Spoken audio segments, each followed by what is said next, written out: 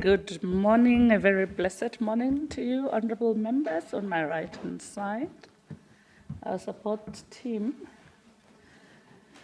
the department led by the Honorable MEC, Manana Susanna Violet Mathieu, your HOD and the entourage, the board of GAAL, and the entire board members, and the support staff of the Department of Transport and Community Safety. A divinely blessed morning to all of you. Well, guys, I've called everybody by their names, so no one will say the chair didn't recognize me. So the morning greetings is directed. So good morning, colleagues. Good. How are you? Fine. You know how we do, must we set the tempo of the meeting in the beginning. So if you refuse to pass greetings to the Honorable Chair, it might cause us problems. No, thank you very much, colleagues. You are welcomed to this Portfolio Committee meeting, convened for one purpose, that we receive a briefing by the department and its entity GAAL on the 2025-26 fourth quarter performance report. So feel welcomed, all of you. And I see today the MEC is bright. I'm wondering why your entourage, you are the only bright one in the pack, our MEC. You see, with us, it's me, it's Honorable Mankwana. Oh, they decided to dress you like that. We'll hold Manchena accountable. And the board chair of GAAL is not dressed to the occasion. What's happening? I'm waiting for my Bafana t-shirt. No. We don't want Bafana. We want Mingwenda and everything else. No. Thank you very much, colleagues. That was on a lighter note. For the very first time since we've been meeting, Honorable MEC, this will be a meeting of its kind, a meeting that, luckily, or divinely so, we don't have anything to fight about. And I think we've done such a wonderful job together.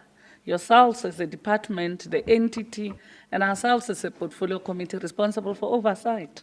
Because like I said, it's not that, colleagues, a portfolio committee meeting is a war zone. No, it's an area where we come and share ideas on how to move the province forward.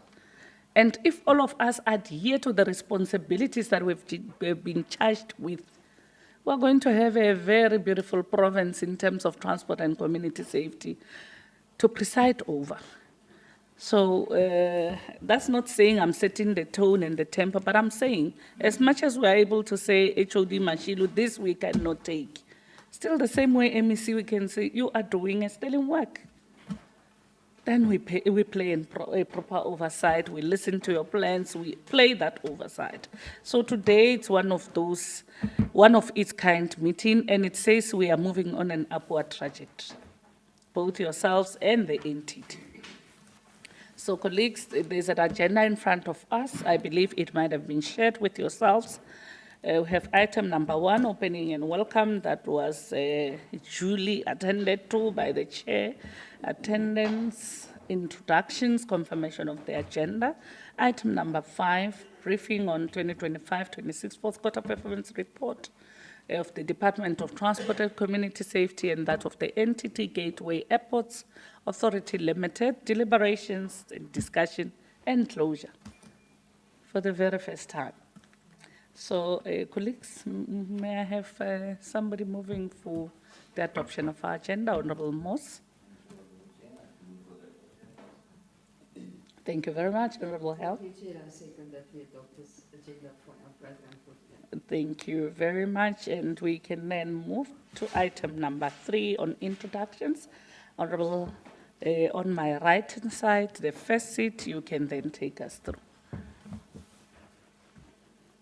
You can introduce yourself. Thank you very much, Chairperson. I'm Mari Hallam. I'm a member of this wonderful committee. But unfortunately, it's also my last day. I'm moving to another committee. But thank you very much that I could be part of this committee for so long.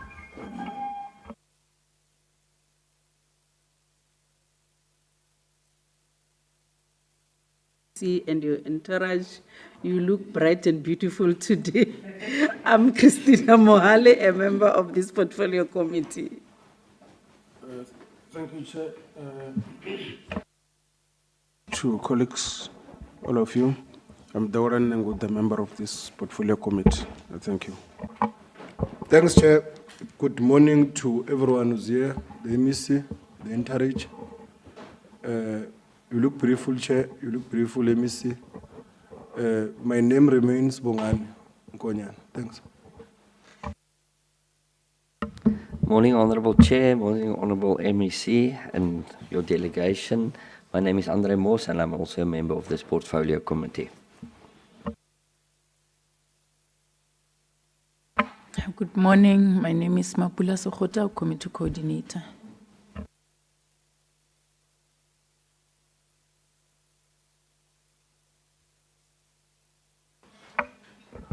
Good morning, Honorable Chairperson, Honorable Members, Honorable MEC, and your entourage. My name is Nhlanhla Rekotso, and I'm a researcher supporting this committee. Thank you. Good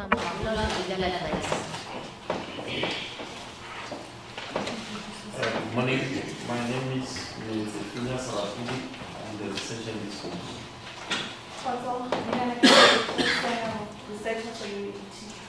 Good morning, I'm Waramiti Zure, Communication Services. Good morning, I'm Patrick James, IT.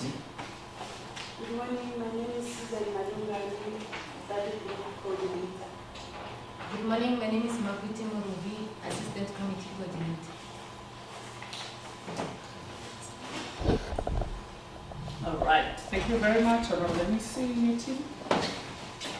Thanks, Honorable Chairperson. Let me take this opportunity to greet yourself and all the honorable members of the Portfolio Committee on Transport and Community Safety. My name is Matesh Sandrai, the MEC for Transport and Community Safety. I'll hand over to the people next to me, my team. Thank you very much. Good morning, Chairperson, honorable members, team transport, GAAL team, board and the CEO and IT. My name is Mathiam Sipran.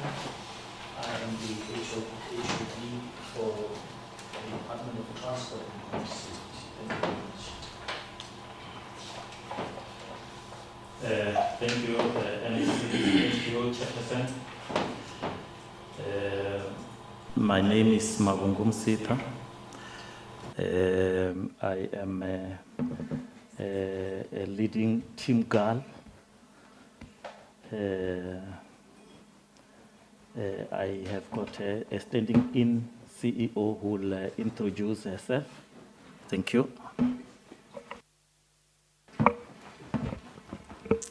Good morning, Chair. Good morning, all the honorable members.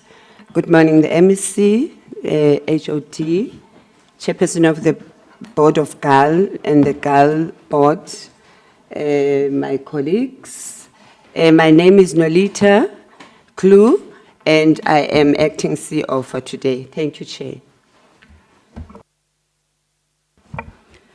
Good morning, Chair, honorable members, honorable MEC, HOD, acting CEO of GAAL. I'm Kawaneti Niko, the acting CFO of Department of Transport and Community Safety. Thank you. Good morning to the Honorable Chairperson, Honorable Members, Honorable MEC, HOD, Interim Chair of the Board of GAAL, and colleagues. My name is Mwako Mangen. I'm the Chief Director responsible for Corporate Management Services in the department and also coming in as a shareholder rep in the GAAL Board. Thank you. Good morning, honorable members, honorable MEC, our HOD, the chairperson of the interim board, and the board members, and the colleagues. My name is Lidile Mashilwane. I'm the chief director from Public Works for Roads, but here I'm a member of the board member. Thank you very much. Madume, to the Honorable Chair, and honorable members, the MEC, HOD, the chairperson of the board and colleagues. My name is Paul Manganye. I am employed in the Department of Transport and Community Safety, Chief Director responsible for transport operations. Good morning, Honorable Chairperson, honorable members, honorable MEC, HOD, Chairperson of the Board of GAAL, colleagues. My name is Mujaji Mugashwa. I'm the Acting Provincial Secretary for Police Service, Chief Director. Thank you. Good morning, Chair, honorable members, MEC, HOD, Chairperson of GAAL Board and acting CEO. My name is Oupang Kanyane. I'm the Chief Director responsible for Government IT Office, Transport Infrastructure and District Coordination. Thank you.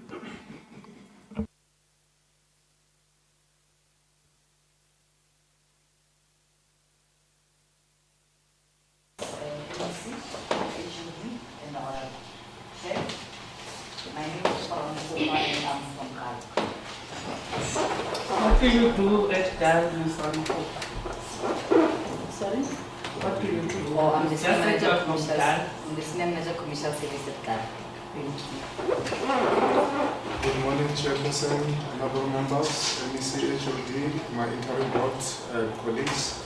My name is Kabo Sabola, Company Secretary at GAAL. Good morning, Honorable Chairperson, honorable members, the MEC, the HOD, the CEO of GAAL, the colleagues. My name is Paulina Makara, responsible for strategic management and the Department of Transport and Communities. Good morning, Honorable Chair and members. My name is Kanisa Magambo, the Performance Information Officer at GAAL. Thank you. Good morning, Chair, honorable members, honorable MEC, HOD, GAAL Board, colleagues. My name is Musiki Kwele, Senior Manager Operations GAAL. Good morning, Chairperson, honorable members. The MEC protocol has been established. I answer by the name of Tadishiki, one of the officer of the MEC. Good morning, Chair, good morning, committee members, the MEC and the HOD and the GAAL Board. My name is William Matebula, MEC staff.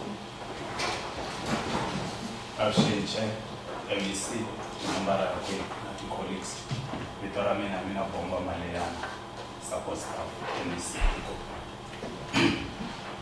Absheni, Madam Tawishko, MEC. Vitora Mina Muyingo Veni, the personal assistant, MEC. All right. Okay. Morning, my name is George. I'm also a member of the Italian. Thank you very much. I'll take it back to honorable members. Thanks very much, Chairperson, and greetings to yourself, honorable members, the support staff of the legislature, MEC and team transport, inclusive of GAAL board members. My name is Honorable Mposa Ndoishai. I'm a member of this committee. Thank you. Colleagues, that is our members, the team transport and team GAAL.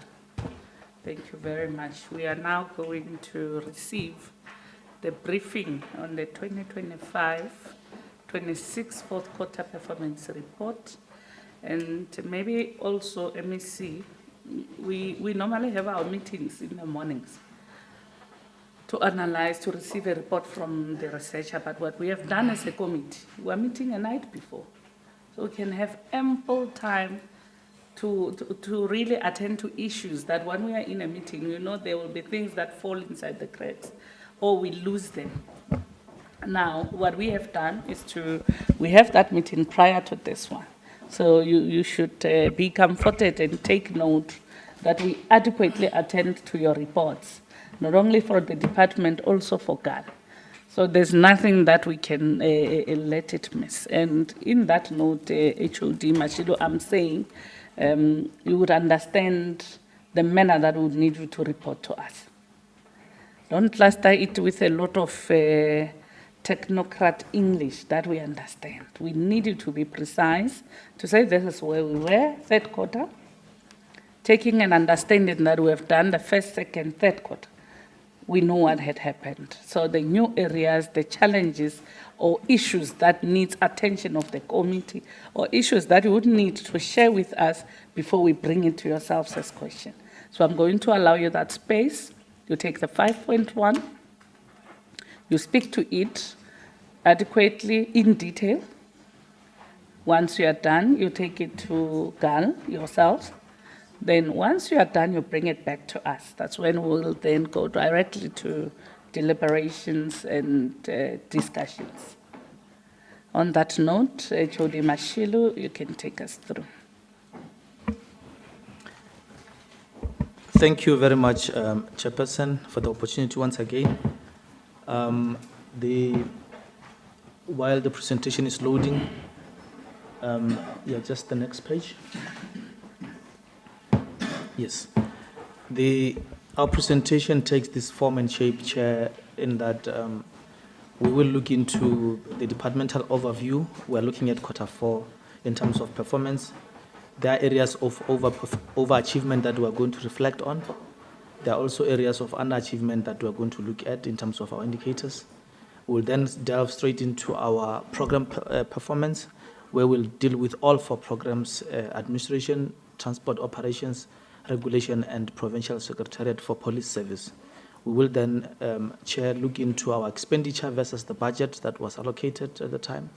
And importantly, we'll also wrap it up with our revenue collection for the quarter under review.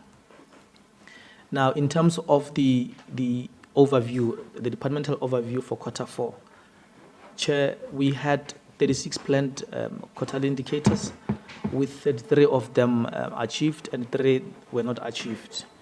And in terms of percentages, we have achieved 91% and 9% was not achieved. And we will also indicate why we have not achieved certain targets, but just to indicate per program, administration achieved 100%, Chair. From 7 targets, all of them were achieved. Transport operations with planned targets of 4, 3 were achieved, and that translates to 75%. Transport regulation had 11, 9 of them were achieved, which is 82%. Provincial Secretariat for Police Service, 14 out of 14, which is 100%. Overall, as I've indicated, 91% was achieved with 9% not achieved. Now, let me now indicate areas that are red. I'll start with the underachieved indicators. The first one being the number of routes subsidized. Chair, here we're dealing with the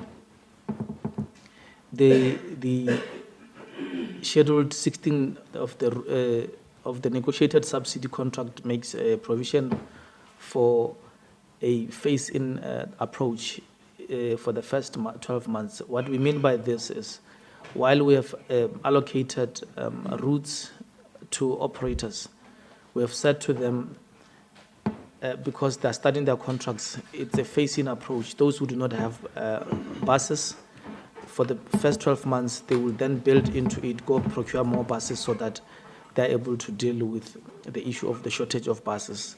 A typical example was GNT, which is now, you can see there are new buses that are coming in. It was not expected that if we needed 500 buses on the first day of the contract, you would then present those. But we said, let's have a gradual build of that particular capacity.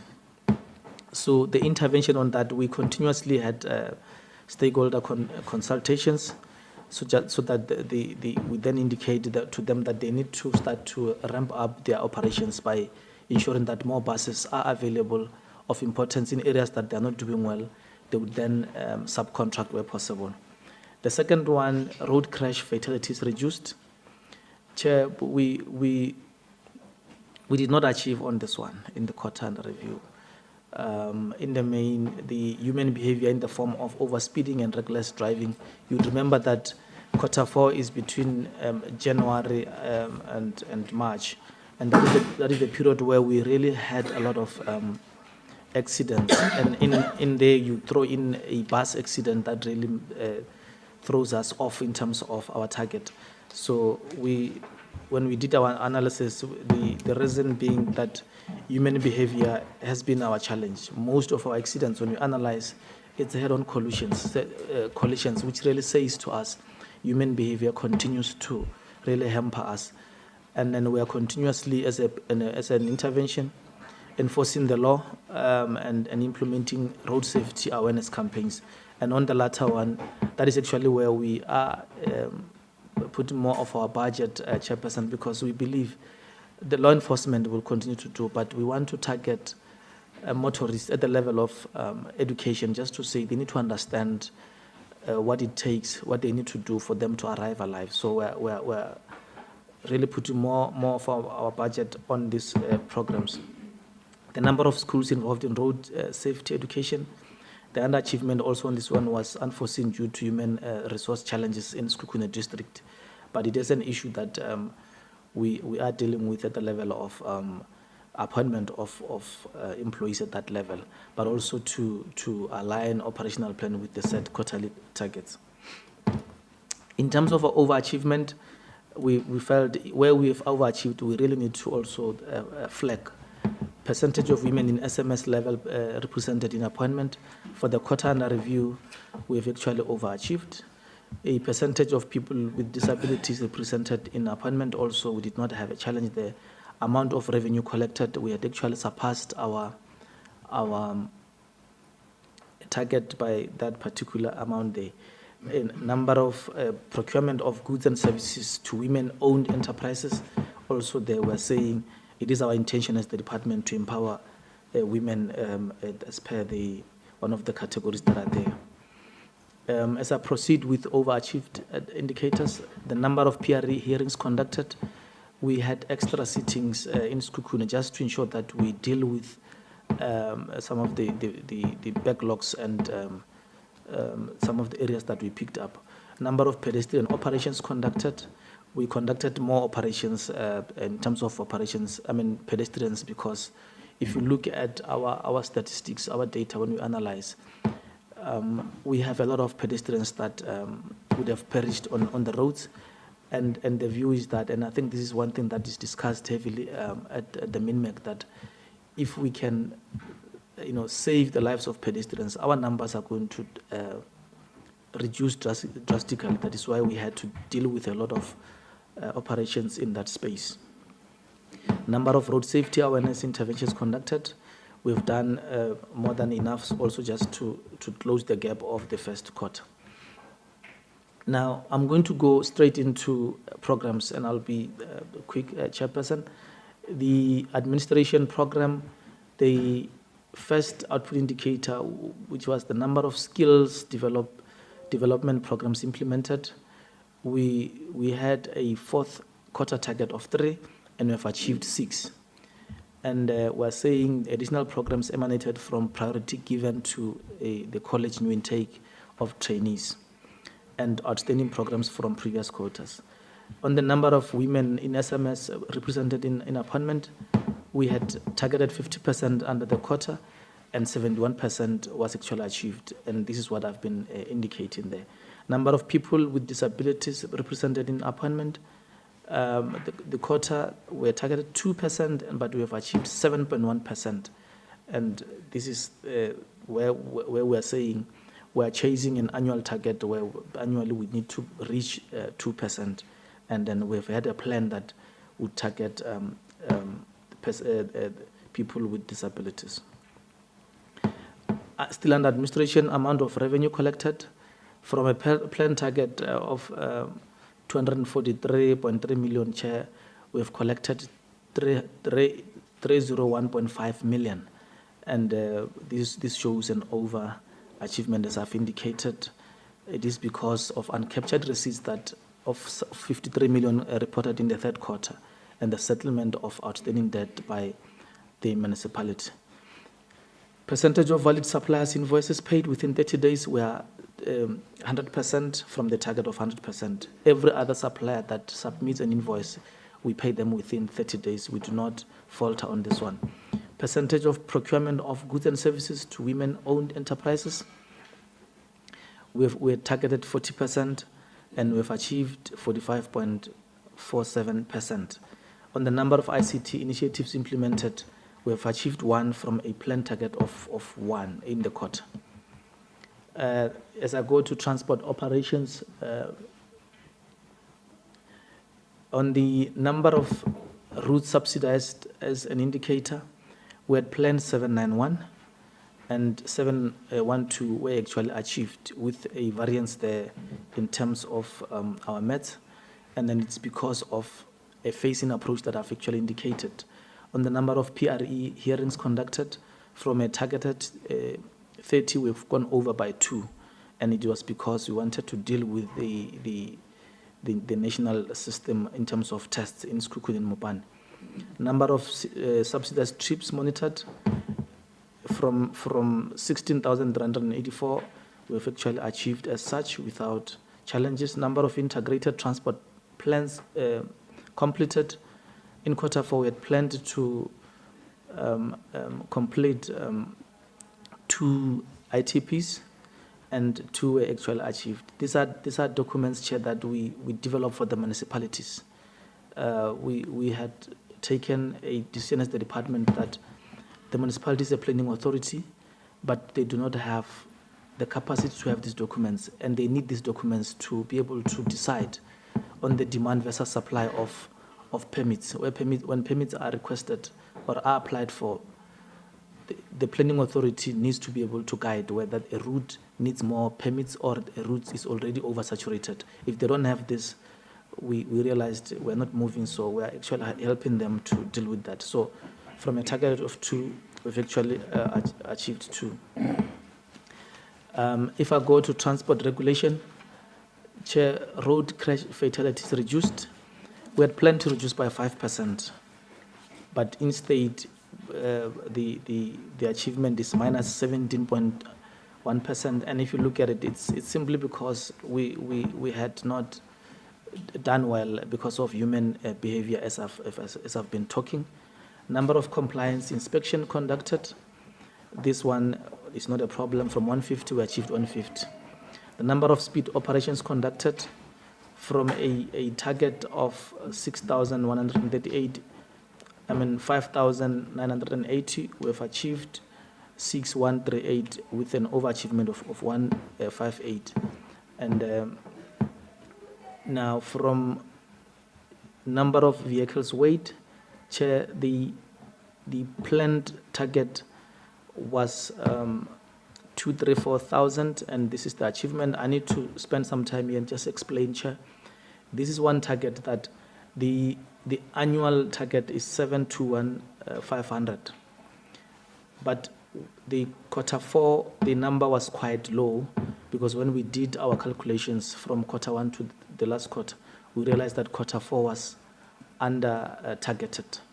We had actually adjusted the target upward to 234, and in that sense, we then overachieved. Let me check here my numbers. Yes, we've over adjusted to 234,000, and then the achievement was 218,410, which shows a variance of 1,559.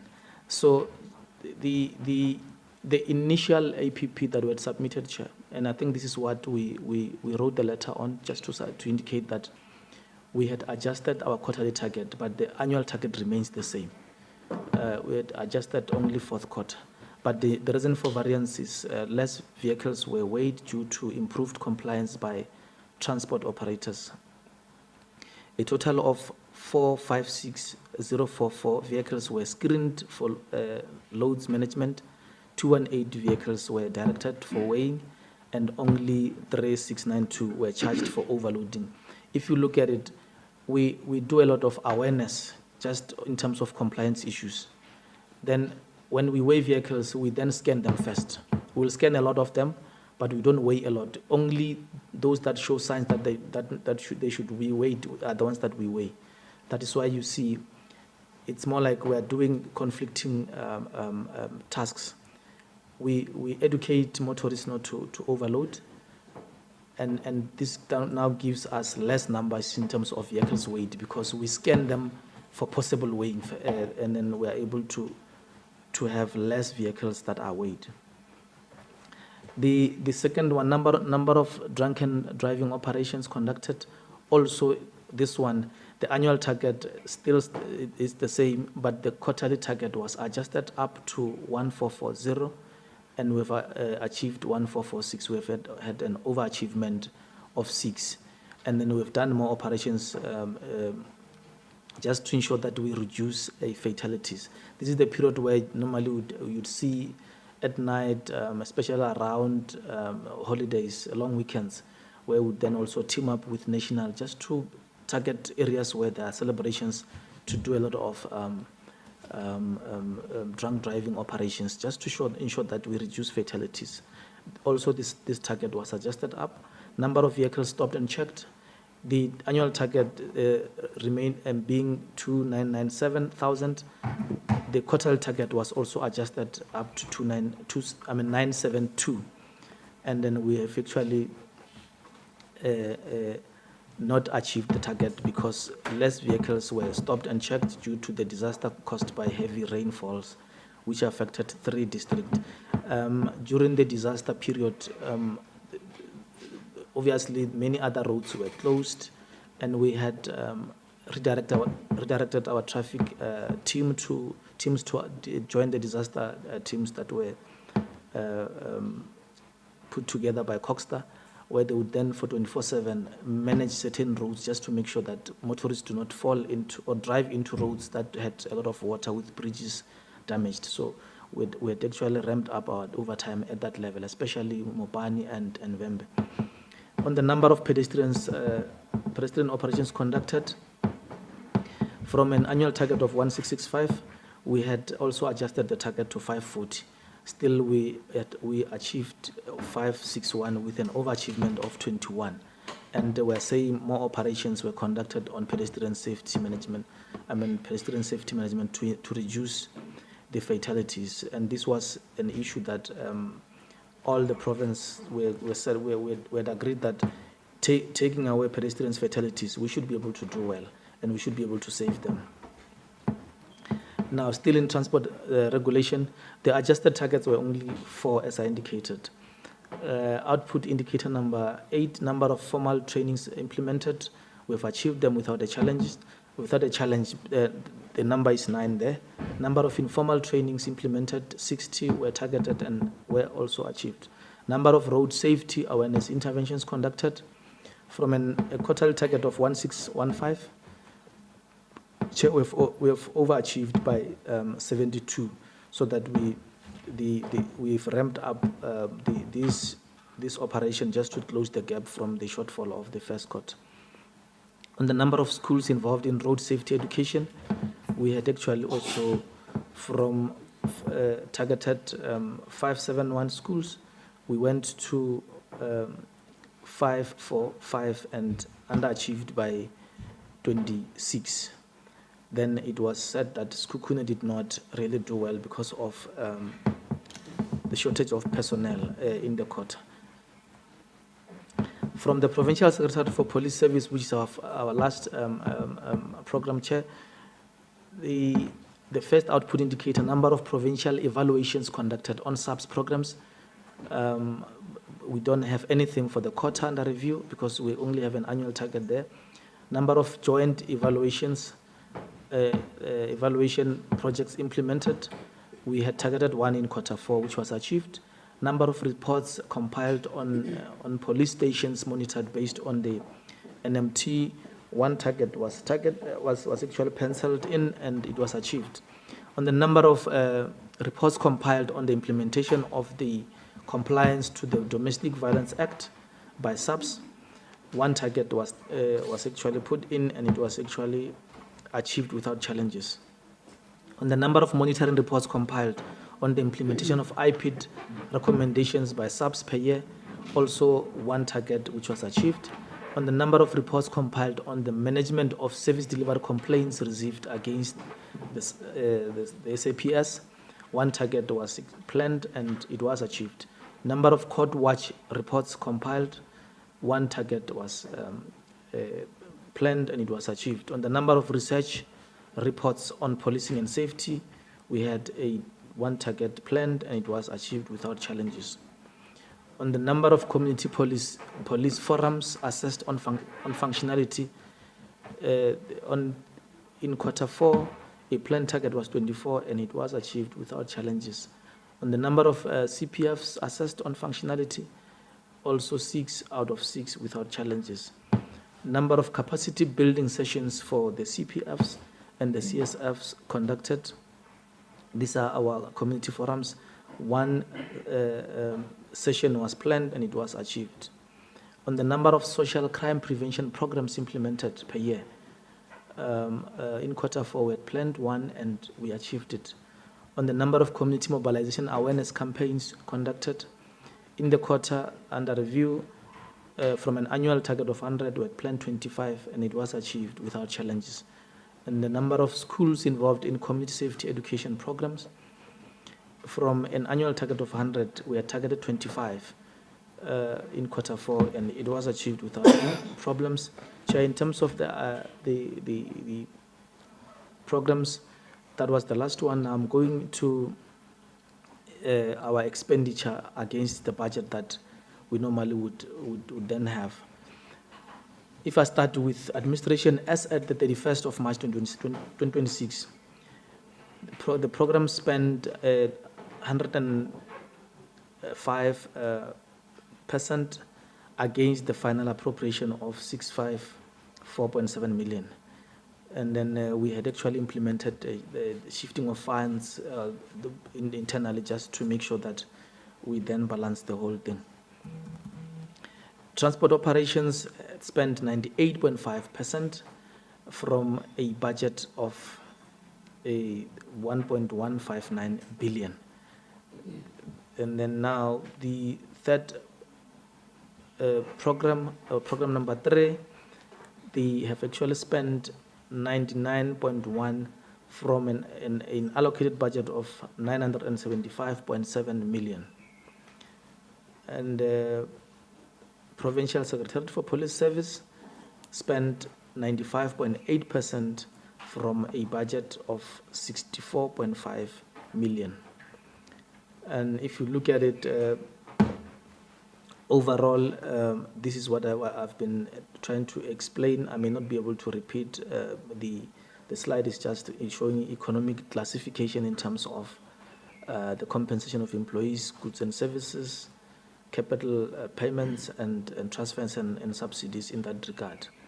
But it shows that in total, from an adjusted appropriation of 2.8 billion, the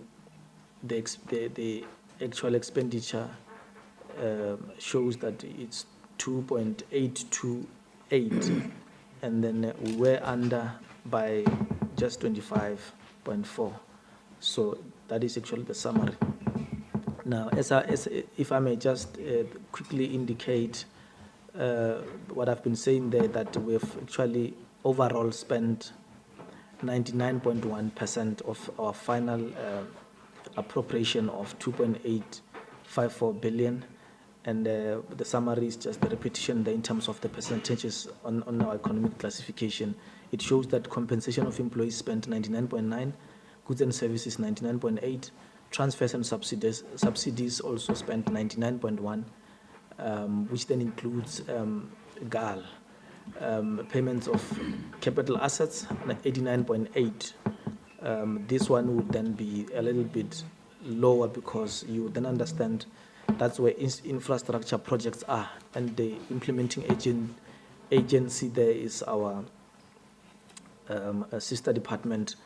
If they are slow, the expenditure will then be slow. In terms of revenue, Chairperson, we have collected 997.5 million, almost a billion rands there. which shows 105.9%. It shows that we have actually over-collected. We have actually over-collected by 55.2 million or by 5.9, mainly because of motor vehicles license, the fines and penalties, fines and forfeits, penalties and forfeits, and you look at abnormal load permits and sales of capital assets. That's where most of our collection comes from. If you look at this, these are your standard revenue that we are going to have every year, because when you have a vehicle every year, you have got to renew the disc, all those other issues that relates to registrations of vehicles. In terms of our revenue collection, Chair, this is the summary that I thought I could share with the team, the honorable members. In that regard, this was my last slide. Thank you very much, Chairperson.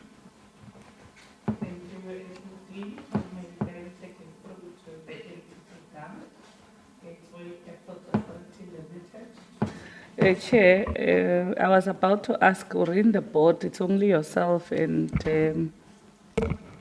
Mr. I did not get the same name, George. Ramseted. I was about to ask that. How many members of the board are you with here this morning? Except you, that one is already is a furniture of, it's part of us now. Yes. So any other person that we brought through to the meeting today? Thank you, Chairperson. Thank you, MEC, HOD. I have Madam Mashiluana here. She's with us. I have Mr. George Ramseteli. We also have the shareholder rep, Mr. Mwaku Mangena. So in terms of the apologies, I think our company secretary will pass that. Company secretary. Thank you, Chair. We have received 2 apologies by the board to the committee. It's from Mr. Matobo as well as Mr. Ramakwe. They have documented the apologies that were presented to the Senator. Thank you, Chair. Ramakwe, we can take. The last time you said he's not well. I do not want us going there. Ramaseteri is part of the furniture. He's here. You don't count him there, including yourself. So we are not taking an apology of the other member, and I'll tell you why.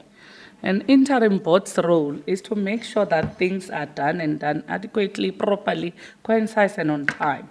So if people are not here themselves, how are they going to do that? And I'm saying this on behalf of this committee that this issue we raise at the most calmest way we are able to. So the other colleagues, yourself, you don't count yourself, you're always here. So we should understand if there's a challenge for any of the members to execute their shortly assigned tasks, you must get people that are going to assist you to move the entity forward. Remember, we've been seated with the challenges of GAAL for a very long time. So if people that are responsible to turn things around, they themselves are not available. And unfortunately, through you, the company secretary, you should note that as a portfolio committee, we reject those apologies, and we'll write a formal letter, MEC, to yourself, stating our dissatisfaction with regards to certain members of the interim board. If maybe they were permanent board members, yeah, we might. But really, we feel so undermined. And I think we raised this issue in the oversight. Say, Chair, you are always here. Mr. I say it's Ramsetet, is always here. We cannot have that. MEC can be business as usual.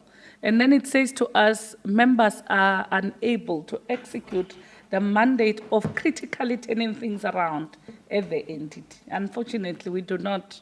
Let me allow Honorable Sunny Boy Shai to. Okay. No, thank you very much, Chair. I did not hear correctly because your question, you wanted to know how many board members do we have here? Yeah, maybe if they can clarify it. Okay, Or maybe the I did not question is- hear it properly. How many board members do you have now in this meeting? Exactly. Maybe, Chair, what he can do for just honorable members to get, what we said, Honorable Shai, in one of the meetings, we were at an oversight meeting. Unfortunately, I think you were not fine at that day. We raised dissatisfaction on behalf of the committee that interim board are charged with the responsibility of turning things around, doing things differently for a certain period of time. Right, members, we have done that. And we raised the issue that we always have in our meetings, the interim board chair and also Mr. Ramseted. All those two, and we are not going to talk about Mangen, because Mangen, as a shareholder rep, is definitely here from his role from the Department of Transport. Right? Then we have other members that, since we have met, I'm sure they've only attended one. Even in an inauguration meeting, they were not in that meeting. You're right? So we passed the message to the board chair that, please, chair, the board's role is just a short meeting. It's just a short role that you must do within a certain period of time. But if members are unable to show commitment just to a meeting where they come and speak to the committee, it leaves a bitter taste in our mouths because we're not sure if all these members, I do not want to say they are not committed, Chair, but if they are unable to come here and sit with the committee, are they available in your meetings? And that was a very clear and simple and direct question. Now the chair is telling me that this one is here, this one, so I'm saying, no, Chair. Yourself, Ramosetedi, and Mangena, don't count yourselves because you are always in the meeting. We're talking about the members. So we should know, honorable members, if there's a challenge, we write a letter to the MEC that this is our problem. We want to know if at all at the end of their term of office, will they have given the correct and necessary time that is needed to assist GAAL to get back in the Limpopo skies? And that was our question. I don't know if Honorable Shai is clarified. Okay, so Chair, that we are not going to take. We are not going to take that apology of the member that we have not seen today, and I'm glad Ms. Mashulwan is here, because herself also, we are not going to take that apology. Because, colleagues, we must take these things very seriously. The collapse of GAAL will be an embarrassment on the provincial government of this province, and we're not going to agree to that, because it will say all of us are sitting on our laurels. And that will be quite unfortunate. It will be an indictment on all of us, on the MEC, on the Premier, and ourselves as an oversight body. But, Chair, kindly note that we do not accept that apology. On that effect, MEC, we are going to follow you with a letter, Mpule. Start working on that letter. Kathy should assist so we can write our dissatisfaction. As a committee, we don't have powers to say, remove Musita and put this. That is not our space. But we'll also write within our confinement that we are covered by the prescripts of the Constitution and the law to say we are not happy about this particular member of the interim board. And on that note, Chair, we've seen significant strides. So we're going to allow you to speak to us and the people of this province about that. Thank you, Chairperson. Through UMEC HOD, we are indeed here to present our fourth quarter performance information report.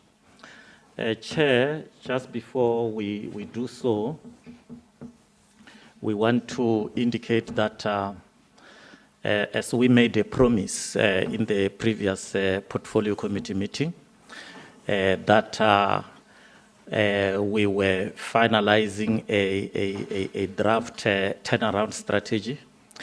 Indeed, we have done so. We have submitted it to the office of the MEC. So the MEC is processing that. And then she has convened a board on the 29th, so that we go through the turnaround strategy. Then there will be some alignments which we are going to look at.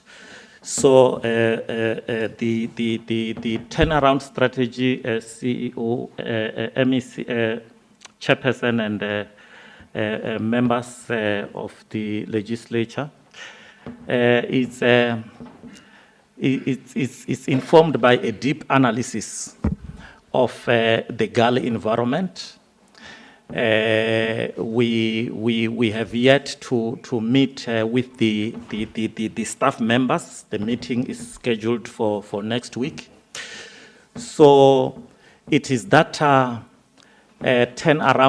turnaround strategy that will align everything that GAAL does.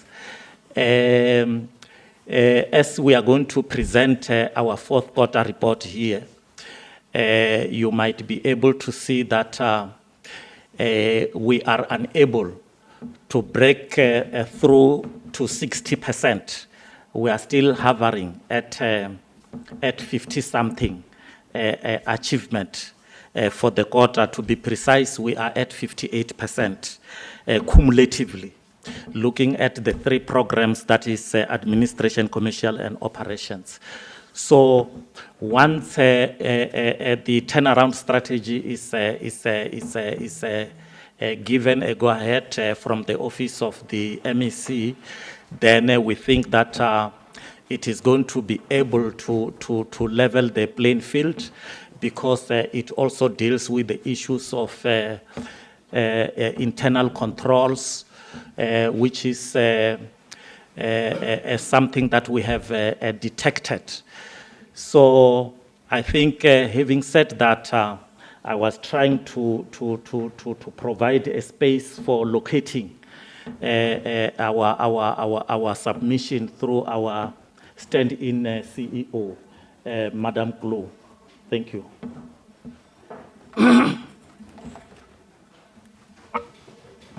Thank you, Chair.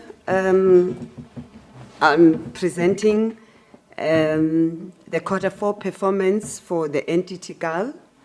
The approach in the presentation is that it covers the overall performance of GAAL, and it goes on to look at the performance of each program, and according to the indicators and the targets that were set for that particular quarter, and the reasons why the targets were met or, were not met.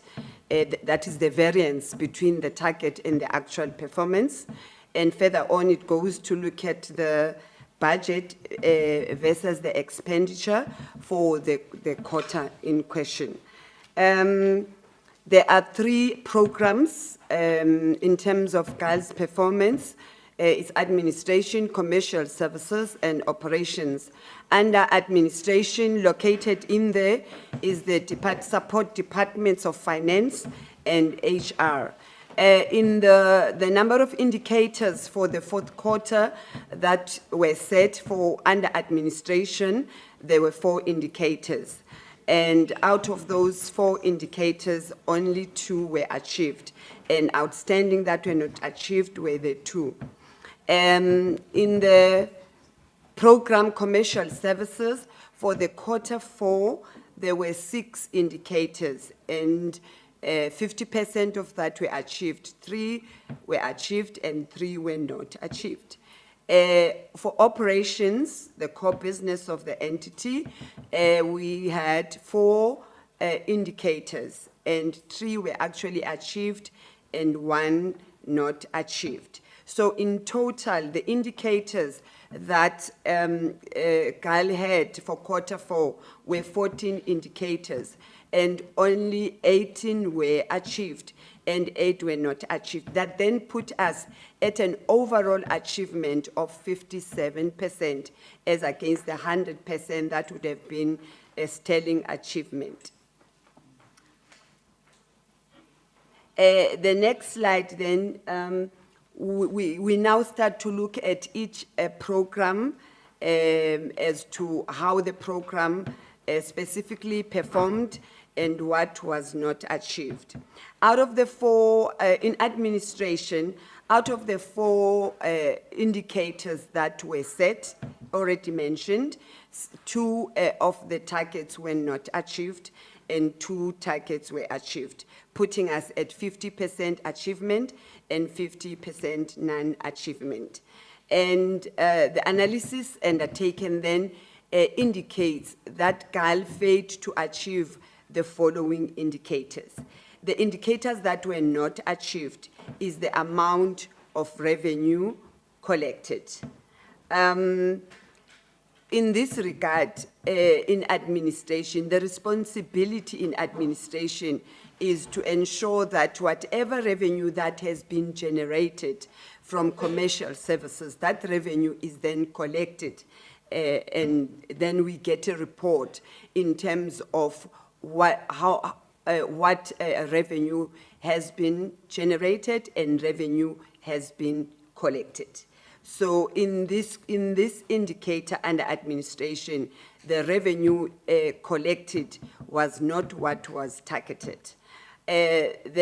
Also, the failure in achieving the target was on the CAPEX spend. The amount spent on CAPEX and assets maintenance was not as was set in the Q4 target. So those are the 2 targets that were not achieved, putting GAAL at 50% non-achievement. We now go to look further, dig deeper into each indicator and the target, and go into what caused the variance, what caused the non-achievement or overachievement, if there's a case like that, and what are the planned interventions to address that, which will then mean that the intervention will then be in the new financial year, because by the 31st of March 2026, it would mean that there would not have been an opportunity to address that non-achievement in that period.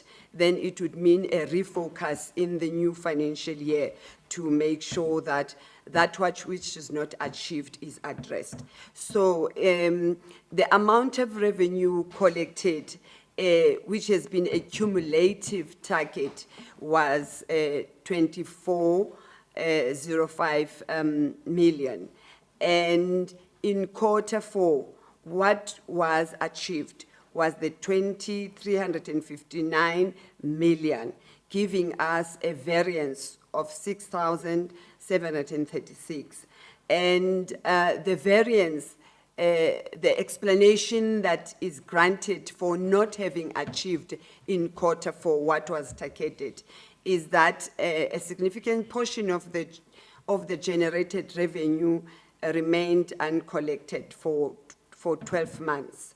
This one was due to a tenant rent credit, because the tenant that had taken over the Erling Blue Hanger had to do their own renovations.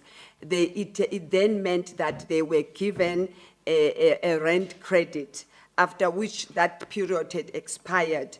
GAAL will then be able to generate the revenue that had been projected out of that particular rental, which would have then started in the new financial year in April. So it would then mean that for that period, there was no revenue generated because of that credit granted to the tenant.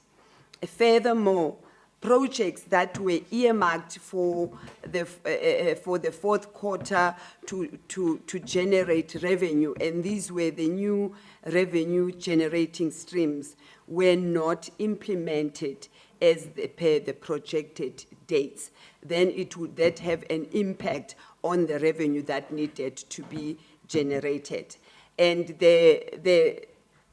the corrective action there, or the intervention that was planned in terms of that, is that projects are at implementation stage to recover lost revenue in the previous quarter and previous financial year, and that means that that focus will take place in the new financial year starting from April 2026.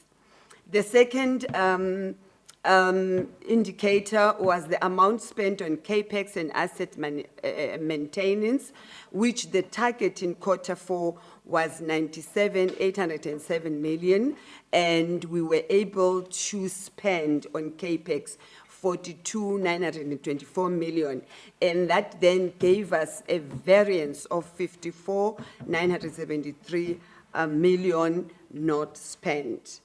And the reason being that the procurement and the appointment of service providers for highly technical aviation infrastructure projects, specifically for the instrument landing system, contributed to the delays in that project.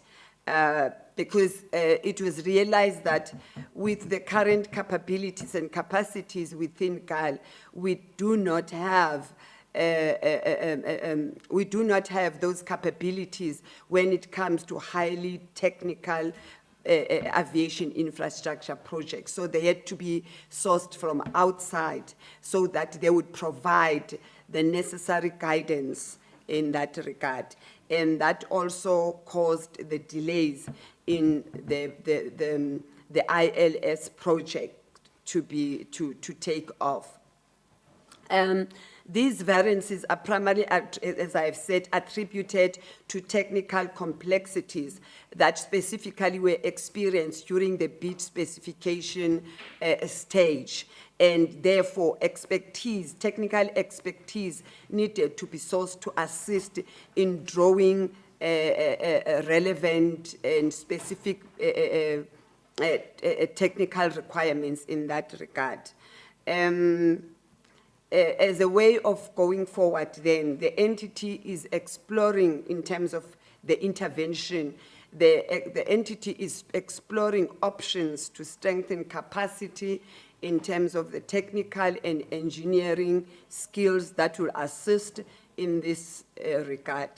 That is the underperformance then in the two the underperformance in the two indicators in administration. In terms of still administration, there were also the indicators that were met were the number of ICT projects that were implemented and the number of HR initiatives that were implemented.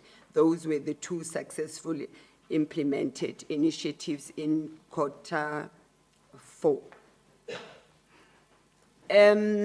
So we go to the next program, which is commercial services. In Q4, we had 6, as indicated, indicators. And out of that, 3 targets were achieved and 3 targets were not achieved, putting us at 50% respectively in terms of non-achievement and achievement.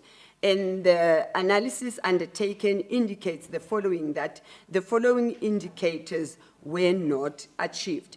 And these are indicators that would have contributed to revenue generation. It was the number of routes introduced. That indicator was not achieved. Aviation museum launch, as well as aircraft restaurant launched. Those 3 indicators were not achieved. The next slide then goes to why these indicators were not achieved. The targets that go with those indicators were not achieved. In terms of the number of routes introduced, the target was 1, and the variance is 1. And the variance was caused that negotiations with the targeted airline services that GAAL had entered into with the hope that that an agreement will be reached to introduce a new route did not materialize. And it was towards the end that it was discovered that, actual fact, the targeted airline service did not have the prerequisite regulatory and compliance requirements met. And as such, that target was not met in Q4. Secondly, the number of units list as a percentage of units available. The target was at 70%, and the Q4 achievement was at 71%, with a variance of 1% positive variance, and therefore there was no planned intervention in terms of that variance. Following that, the Aviation Museum launched. The target was 1, and the non-achieved target was 1. And the variance was caused in that a service provider had been appointed, but the project was delayed on issues of clarification of ownership of the aircraft that is to be used as the museum. And that has since been clarified to say that that aircraft then is an asset, it's a GAAL asset. And the verification process of that then caused the delay in that project to take place in the planned quarter. And that's what brought the variance. The project is continuing in the current financial year, and the hope is that it will be completed within this financial year, 2026-2027. Continuing with commercial services, the project that, the indicator that was also not achieved was the aircraft restaurant launched. It was 1 target, and the target was not achieved. And reason being that the implementation of the project was dependent on another project being completely.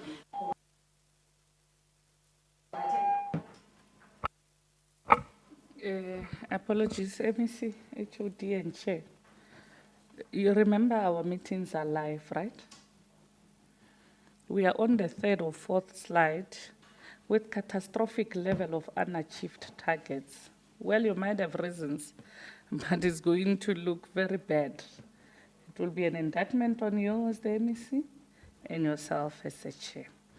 We have read this report as a portfolio committee. We have received thorough analysis. And Chair, I wouldn't want emanating from this committee, and there's a public perception that GAAL is under administration. No. Because a person who does not understand targets, achievements, non-achievements, who has been following our meetings for a very long time, we are still seated, 3 achieved, 3 unachieved. There's just a lot that we've seen from the analysis. I would want us to, with regards to those targets, leave the targets. We have read about it, we have seen it. We're going to ask a few questions with regards to that, whether you report to us or not. And you go to areas that will tell us that GAAL is still in the right place. And I'm saying this because we just got an interim board. If that was not the case, Chair, this meeting would have taken a very different direction, MEC. So I'm saying there are new people that are turning the strides. Let's allow them that space. But if we do that, we are self-correcting, but equally, we continue on this issue of target, it will end up embarrassing not only yourselves as GAAL, the department and the provincial government, including ourselves as a portfolio committee, will not take that line down. When we deliberate, we'll talk to what we had discussed as a portfolio committee. But I'm going to, honorable members, allow me to allow you to move to areas that will tell us that as GAAL, Chair, there's something happening. You know what you are doing. Something that before we leave HOD Mashilo, we can also pride ourselves that with the interim board, the men and women in GAAL, we are moving towards a different direction and turning the corner. I don't know if the acting CEO understands where I'm coming from. Chair, did you grasp the gist of what we are sending to yourself? Thank you, Chairperson. Thank you, MEC, HOD. Chairperson and honorable members, is precisely the reason why I gave a preamble before the CEO came in. Yes, because we have taken note of what you have been saying. We have taken note of the advice from the MEC as well. So hence, I was indicating that the draft turnaround strategy is final as a draft. We have submitted it to the shareholder.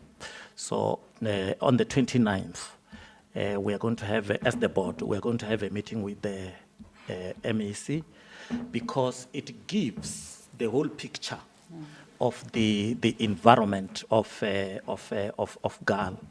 MEC on the 5th of May met me and the CEO.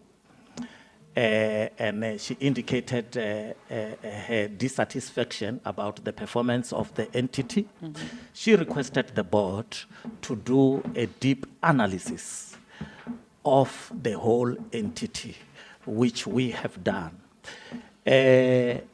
In terms of the analysis, the weaknesses, we have put recommendations for each. We have put recommendations for each. Okay. So thank you, Chairperson. Let's do like this.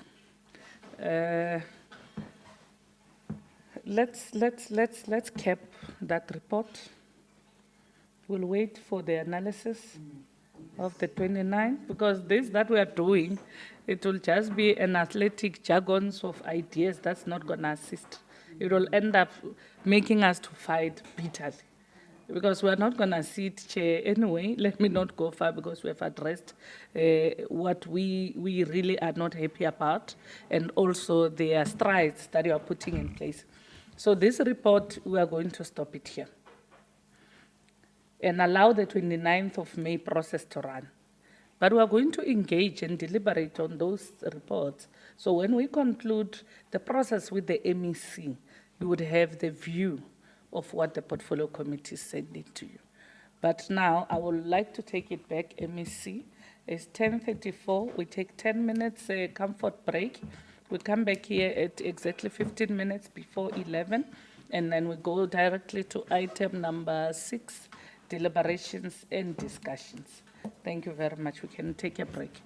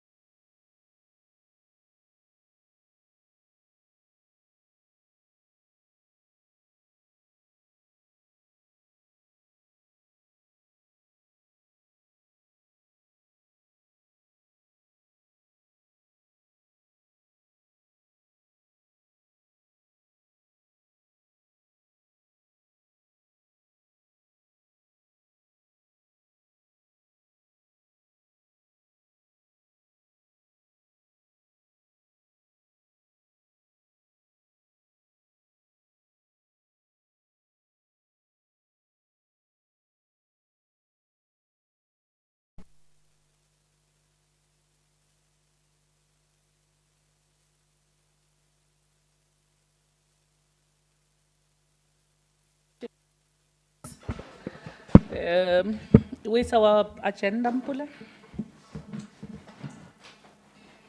I believe all of us are back. Now, having received the briefing on both the department and the entity Gateway Airport Authority Limited, we are going to move directly to item number 6, deliberations and discussions. I will start here on my right-hand side. With this issue that says this is your last day in this portfolio committee meeting, Honorable Hell, no. Even if they say we enter political space of other organizations, we are going to do that. Because MEC, for institutional memory, and we've worked well with you, but that will be an engagement outside this meeting. We'll start with you, going down to Honorable Shai. Thank you, Honorable Chair, our MEC, the board chairperson, all our officials and honorable members that's working so hard to make this committee to work so well. This is one of our departments that is working really well. So there's normally not much to say about it because we know by now, all you ask, the HOD have got a real good answer normally. So we actually only ask for information.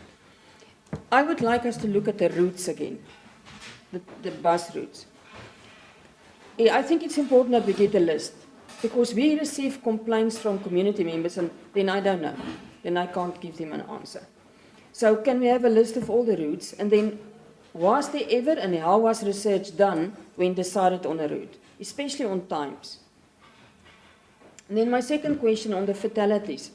I don't believe the fatalities is the responsibility of this department only. Can't be.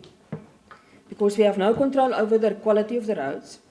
And my biggest concern is the involvement of SANRAL.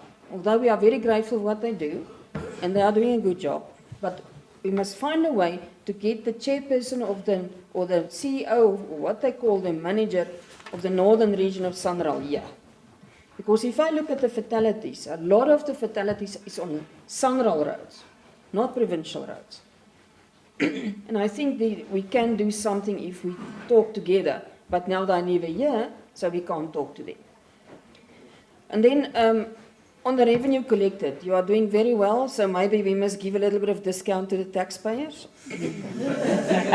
No, I'm serious, because I don't mind if they pay fines. I've paid myself a few times, no problem. But the licenses, if we're doing so well, maybe we must relook at the licenses, the license fees. But that's just an idea. It's just taxpayers must also feel that if they pay on the one hand all the fines, then maybe at the other end we can assist them. I'm very interested. You said you can scan the vehicles before you weigh them. That's very interesting for me. If you can please just explain, because that's very interesting. And then a few times, actually, you say something about adjusting targets. Please just explain to us what you have done there. And then the SAPS reports. We keep on hearing there are reports from the SAPS, but we don't see them. We don't get them. Can we please get those reports so that we know what we're talking about? And then the court watch program. I see in the reports, sorry. I see in some of the reports, they speak about the community safety forums, that they must do analysis of the crime trends and what. Maybe the court watch program must go to them. Or something, there must be some kind of liaison, because it's sort of falling through the cracks. And I think it's really critical that we have a very good court watch program. Because the other day I went to court, and it was difficult. So maybe we must just have a better court watch program. And then just clarify me the transfer of GAAL in 25-26 financial book year, and how much is it now? And that's my only questions on the department. I don't know if I must ask my questions on GAAL now and get it over with? Or yes, yes, please do. Everybody will be noting. Chairperson, I don't have much issues about GAAL because we're not going to get into this. I've only one question. The revenue collected. What is the difference between revenue generated and revenue collected? Thank you very much. Honorable Mangwana. Thank you, Chair. I think on the department, like we've agreed, there's not so much to say. And I don't think I've got questions, but I have some inputs to make. To say on the issue of the road crash fatalities and so on, the department must also bring in, the Honorable Helm has spoken about Sandral, but I am saying the department must also bring in municipalities, both the district and the local municipalities, especially when you have to talk to the people. You talk to the drivers, you talk to community members, just when you educate them. Bringing in on board municipalities will work because municipalities do have imbizos. During the IDP sessions, you can talk to members of the community because during an IDP session, you've got all the representatives from the traditional leaders, what committees, even from the taxi industry. Everybody is there, so you are able to address the issue on the issue of their recklessness or whatever. The road campaigns, the safety road campaigns, you could do it with both the municipalities, but also not leaving the taxi industry behind. I don't know whether the bus operators are organized. If they were organized, you could also engage them together with taxi drivers because accidents happen everywhere. It happens with every vehicle, regardless of how big or how small it is. I think talking to everyone would really assist us. And another thing, about MEC, you are doing miracle mobiles. I think it's 3 or 4 times where in my area I've met police and traffic officials, not even checking the cars, but the drunken driving, what everybody who's driving, they would put this in the mouth. And Lydia Miracle Moboti, because it doesn't usually happen, it happens only when they suspect you, but I've seen them doing it to each and every driver to show that we are serious about road safety. That is highly appreciated, to say as a department, you are doing the work, and we really do appreciate what you are doing. The only thing that is left is just educating the people that are using the roads. And I don't have any question on GAAL. Thank you, Chair. Thank you very much, Honorable Nangoda. Thank you very much, Chairperson. Let me start by reiterating what we have just said. Your concern about the absence of some members of the interim board, those that are not attending our meetings, that it should be taken very serious, that they have to, or else they indicate if they are not willing to work with us. And also to encourage those that are attending these meetings to keep it up, keep on attending these meetings for the benefit of the entity itself. I don't have much to say, Chairperson, but I would like to come up with the following input, more especially during our oversight visits, that I think at one stage we must have an expedition just along the N1 north, just to check or to satisfy ourselves about the guardrails, the concrete barriers installed next to that flag, as well as the rumble strips introduced there or installed there, just to satisfy ourselves, because accidents are keeping on, taking place. And also to check how our traffic police inspectors handling the situation, more especially with regard to buses from, Zimbabwe, buses from Malawi and so on, along that road, because they are the ones that are mostly affected. So we need to check as to whether our traffic police inspectors are doing enough. If they want some more support, we need to inject that support for us to can cap the ongoing accidents in that road.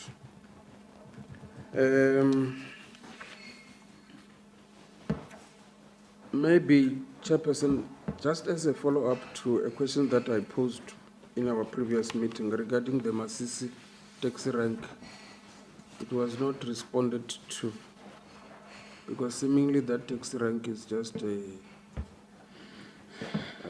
it is just the taxi, people are not utilizing it.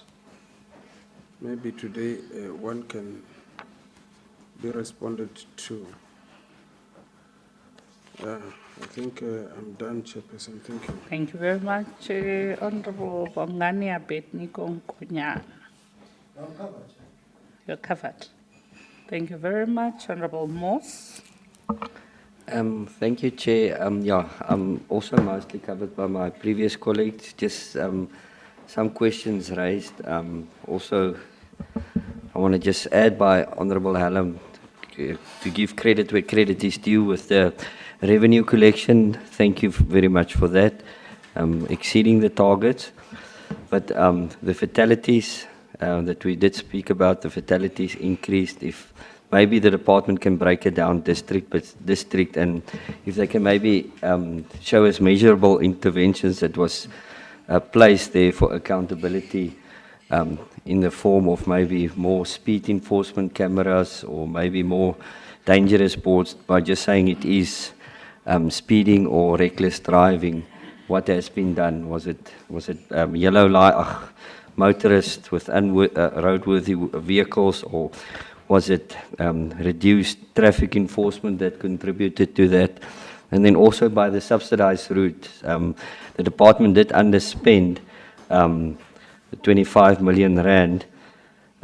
Is that also responsible for the failures in subsidized transport routes? And what communities was denied any services because of the underspending, or the 79 subsidized routes that was failed to be operationalized? If they can maybe just tell us which communities are affected and how many commuters remain still without transport, and if there's maybe a clear timeline for implementation to get the subsidized routes on go. Thank you. Thank you very much, Honorable Mposani Boy. Shai. Thank you very much, Chairperson, and greetings once more to my colleagues and MEC, the HOD, and the entire team. Chair, on the report, it shows that the department has spent 99.1% of its budget allocation, which is an acceptable spending. The underspending of 25.1 million or let me say 0.9%, upon which the department should account for not spending the outstanding amount. My question would be that what are the causes, or what are the main causes of the department's net 25.1 million under expenditure, and which officials are accountable for the major variances? And lastly, what corrective measures will prevent funds from remaining unspent while service delivery targets are missed? With that note, Chair, that will be my only question. Thank you. Thank you very much. Honorable members, you have covered us so well, but there are questions, MEC and HOD and Chair, that for me will be recurring. HOD for you, well, is the fact that there were 2 municipalities in all the quarters, I think it was quarter 1 and 2, that you were not being paid monies that are collected at municipal level. And also there was an issue that there's lack of capturing, people that are capturing were not at work and you missed a certain target in that. So if you could clarify that since that time we met with yourselves, what was the mitigation strategy therefore? That is number 1. Number 2 will be the operating licenses. When we met with yourselves, you also agreed that you will speedily address the issue of human interference with regards to issuance of operating licenses, particularly the expired ones and all those things. How far is that process? The third one would be, we had a serious complaint about, which nearly turned into a protest or lack of, with regard to the man-made sub-tax ranks that people are conducting for themselves. If you go to Church Street, Corner Church and Bodenstein, already now people know that when I go to Leboahom, I can't go to the tax rank. I'll go there and hitchhike. But with that, with the hitchhikes comes a lot of hideous things that happens, particularly for young women that takes those leads, they hitchhike. Unfortunately, they don't arrive home complete. There would have been hideous things that had happened on the road. So for us to follow it up as a portfolio committees with regards to the issues of safety, particularly of young women, and including men these days, because issues of abuse and violence does not only affect a certain gender. So we need to know, you had promised that you will follow it up, and where they must be terminated or demolished, you will then attend to that fact. How far are we with that? And the road crashes fatalities, is it N11, Slagboom? We spoke about it, even we debated about that. We need to know, since we met, since we went there as a portfolio committee, we raised an issue that even when members were there conducting an oversight, there was an accident that happened right in front of all of you. So we need to know these areas, especially the high accident zones in the province. Have you communicated with your counterparts at national? How do we remember Limpopo? We are going to festive seasons, God willing. It's July now, June has come to an end. There will be September where you'll have your pilgrims, people will be traveling to different places of worship. If we don't come up with a strategy now of how we are going to address those high accident roads in our province, it will give us a problem. How far are you? If you are working on it, how far are you? And we should then still be in the know as a portfolio committee. And the cars, in your APP and budget, we spoke about it, but I just want to check how far are you? You might take note that HOD, I'm not only at speaking to the issues of quarter 4. Just want to know holistically, because we'll only meet again maybe in the next month or so.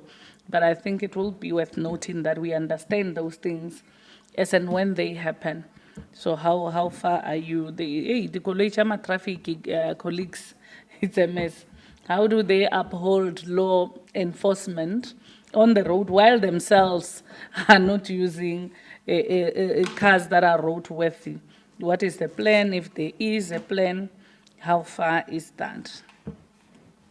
So MEC, with regards to transport, it's very effortless to conduct an oversight there because there are plans in place. You can see tangible results. You can, when there's a plan A to B, there will not be a subsection A, bullet point, A point, A point, A, no. Just straightforward like that. But now we go to an entity. There's a different story. But well, we can give benefit of the doubt to the process that will take place on the 29th of May. Let's look at that. But even when you are going to the 29th of May, colleagues, I don't know, Chair, in your team, in MEC, HOD, there must be a way, maybe it's lack of comprehension of better English. but not on your side. Maybe I'll take it, it's on us as a portfolio committee. Maybe, and also some people that are also watching these meetings. But if you say, you tell a person, a layman, that does not understand the language of portfolio committees, of reporting, of analysis, of research, and you say, we failed to achieve. We failed to achieve.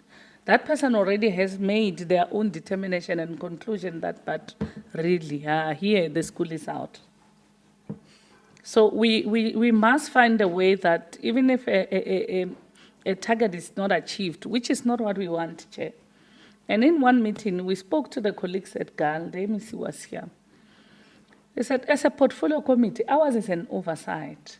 If you come to us and say we failed to achieve, you are simply saying, guys, Rena, come and assist us in achieving our targets. That's simply what you're saying. Because if it happens once, yes.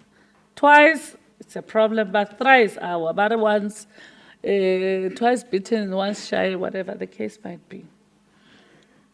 And we said, Chair, to the colleagues at GAAL, we are not sitting where you are planning your targets.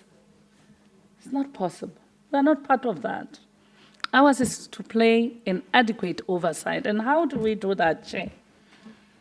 If in the previous 3 financial years, you are saying to us, the same targets we are not achieving, and then we come and say, what is impeding you to achieve this target? To say, no, lack of collection or lack of movement of passengers, right? The first financial year, it makes sense, Mangen. The second financial year, it says you will look at the flow of passengers. That in the first financial year, I had anticipated to have 1,000 passengers, but I had 700. Then the second financial year, when you plan, you can't still plan on the 1,000. That does not make sense, Chair. It can't. Because history should have told you that, no, the previous year I could not achieve because I had less 250 passengers. Maybe now let me plan target to have 500 with a minimal risk. So, but if you target things that you guys know, right now we are not there, we don't know the frequency of passengers, Honorable Helm, but in the second financial year, you still target the same passengers, Chair, or even more. History should have told you, Akarabara history is the best teacher, should have told you that in Limpopo, people prefer to take the N1 rather than come to the airport. Then you adjust downward. But if you target high, Mangen, you can't achieve. You're still in the second year, it says the entities on an autopilot. So those are areas, I'm just giving a typical example, colleagues. How the history should teach us, particularly when we work on targets. And the message that we sent in the second quarter and the third quarter was, Chair, your colleagues, your team, put or work on tangible, achievable targets that you can rephrase and check in history. That, no, this year we can achieve, this one, let's do that one. And particularly when you work now as the board and the colleagues at GAAL, you need to strengthen your specification department. We can't say this is the third year we're saying this all the time. You go out on the market, you come back. Remember, these things has direct impact on your financial outcomes. Then you say, when it's done, yes, we forgot. We should have told these people that when we are looking for this billboard, it must be this size. You have not written that. Who's supposed to do that for you, acting CEO? Is it ourselves as a portfolio committee? You are inviting people in your space that they shouldn't come there. Because those are simple, low-hanging fruits that yourselves, as in you plan looking at that. You can't boldly come here and report that, no, it had to go back because it failed specifications. Are we responsible for the specification department? Must we come there with ourselves and the little expertise and write specs for you? That's why you will never get a favorable audit outcome. Because already that itself is a finding. It says people that are here are clueless, and that is for lack of a better word. And I know that is not the case.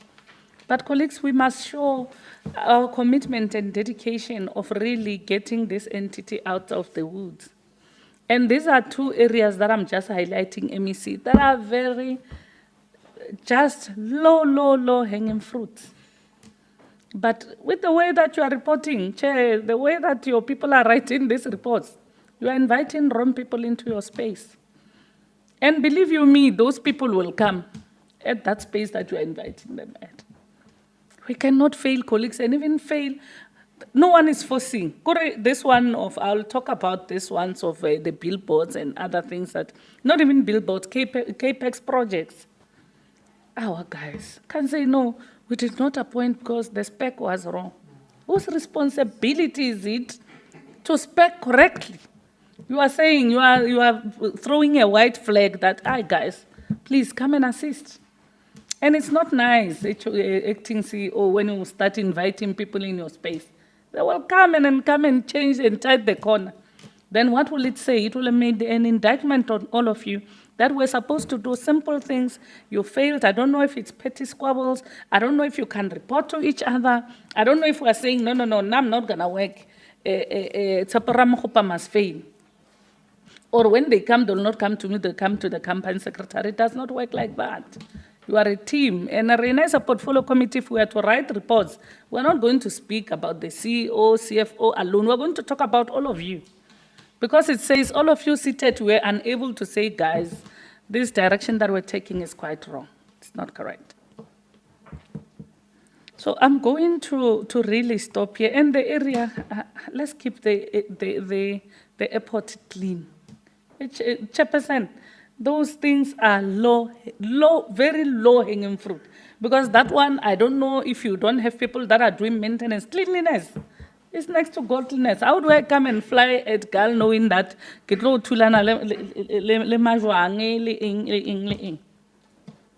our colleagues, let's go back to the drawing board. Chairperson, let's get everybody's morale at the right place. And those that are unable to work must make space for those ones that can work. Simple as that. We're not doing each other a favor here, but we must save the image of this province. And how do we do that? It's for us to be committed to the work that has been cut out for us.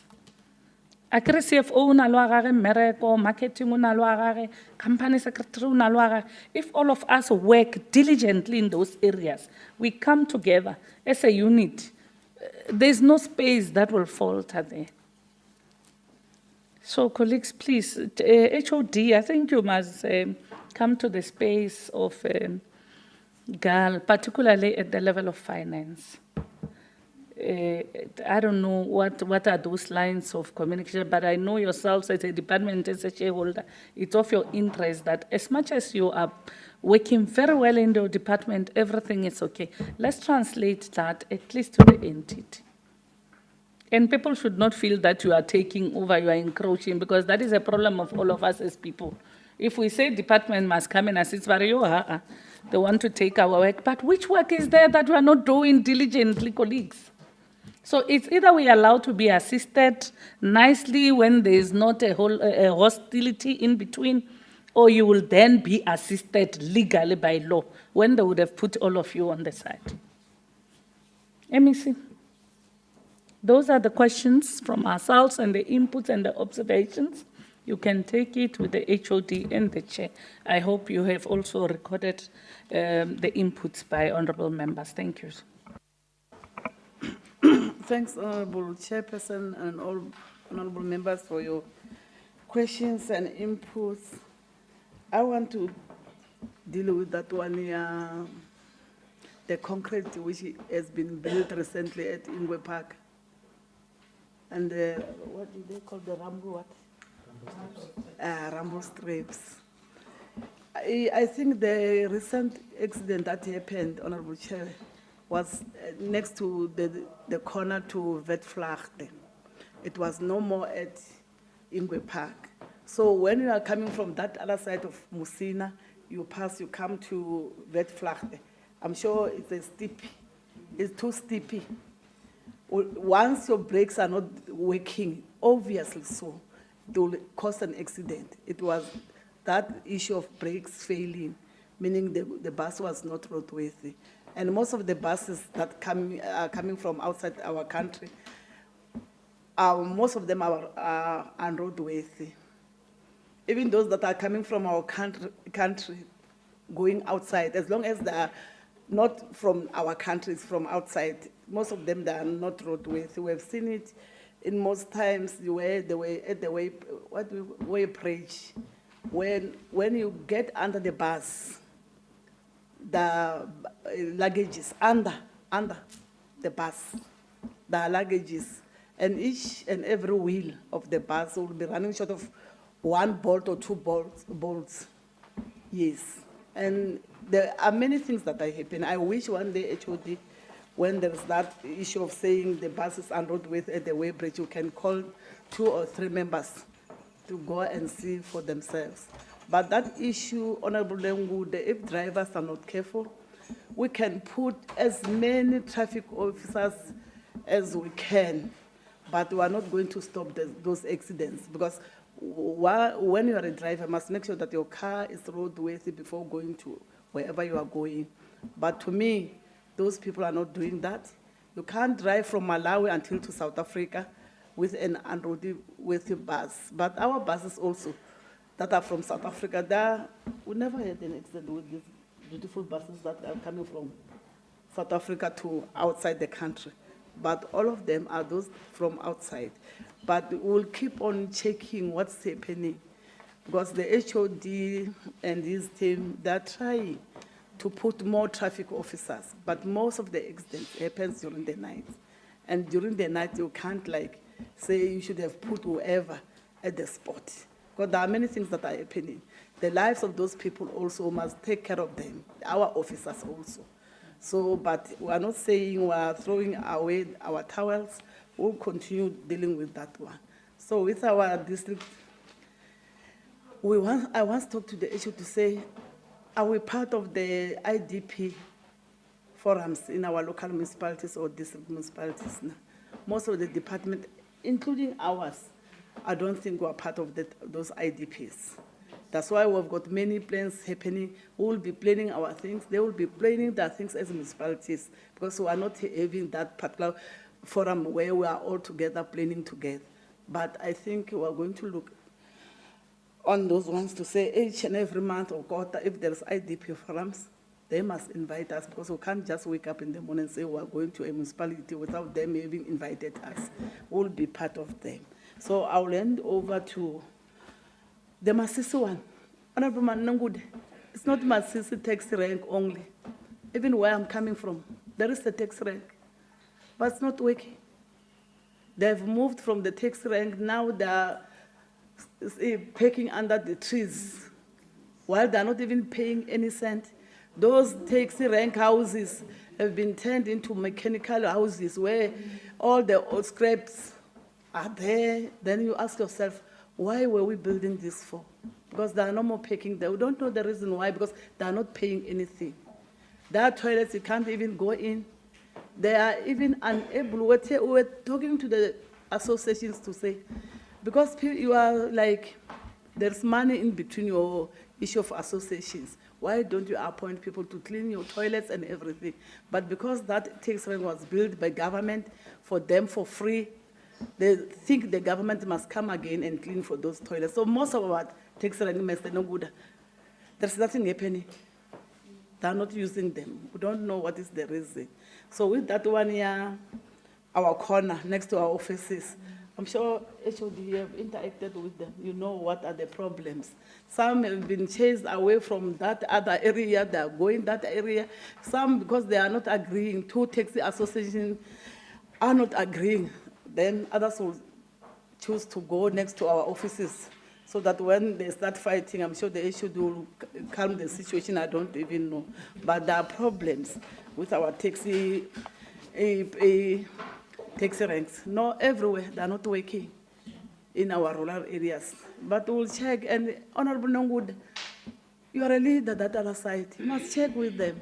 Why are you not using these taxi ranks? Then they will tell you why I will not use it. If it was about payment, we're going to say, let us go back and look if we are just charging them more than they can pay. They are not paying anything. So now I will be saying next time, Honorable Nengut, play oversight over them there to say, we want to know why are you not using these taxi ranks? Because surely, I don't know. They're not using them. And you can't force, and the issue of hiking is a person.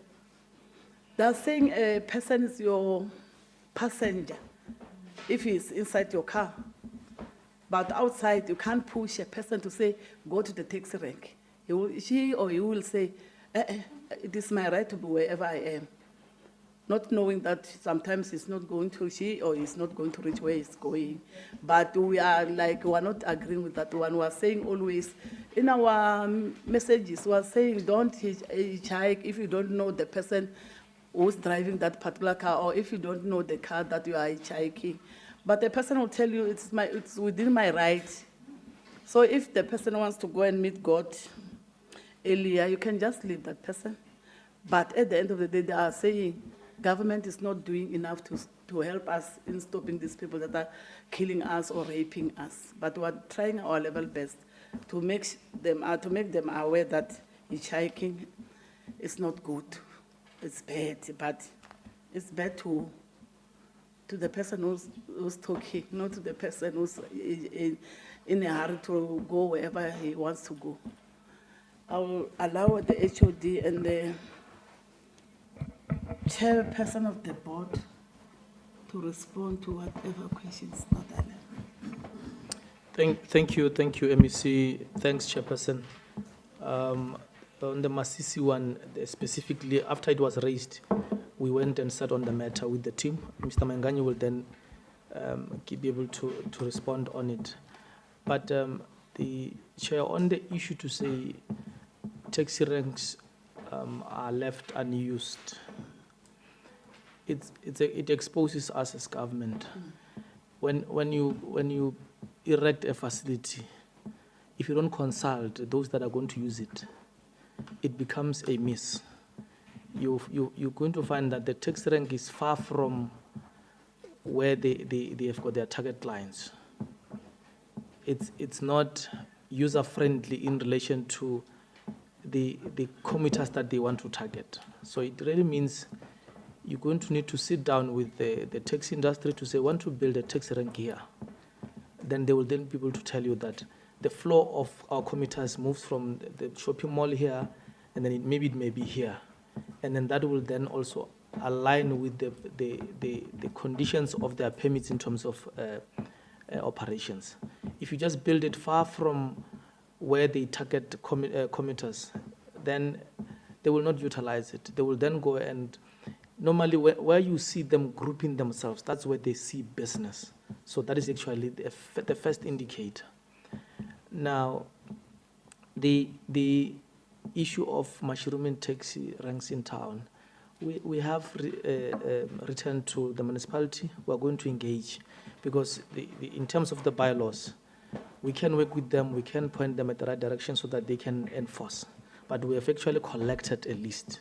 Actually, we were assisted by the industry itself in relation to the list of these mushrooming taxi ranks in town. And we are working on it. It may take longer because we do not have the jurisdiction to dismantle those ranks ourselves. We tackle it through Santaco, we just indicate to them, but the municipality will come on board. We have a very good relationship recently. We are noting we will submit a list of routes in relation to who has what route in terms of the buses. We'll deal with that. The central involvement and the municipalities, especially where they would be in business, where other stakeholders are there, we are noting that, Chairperson, we will then take advantage of that.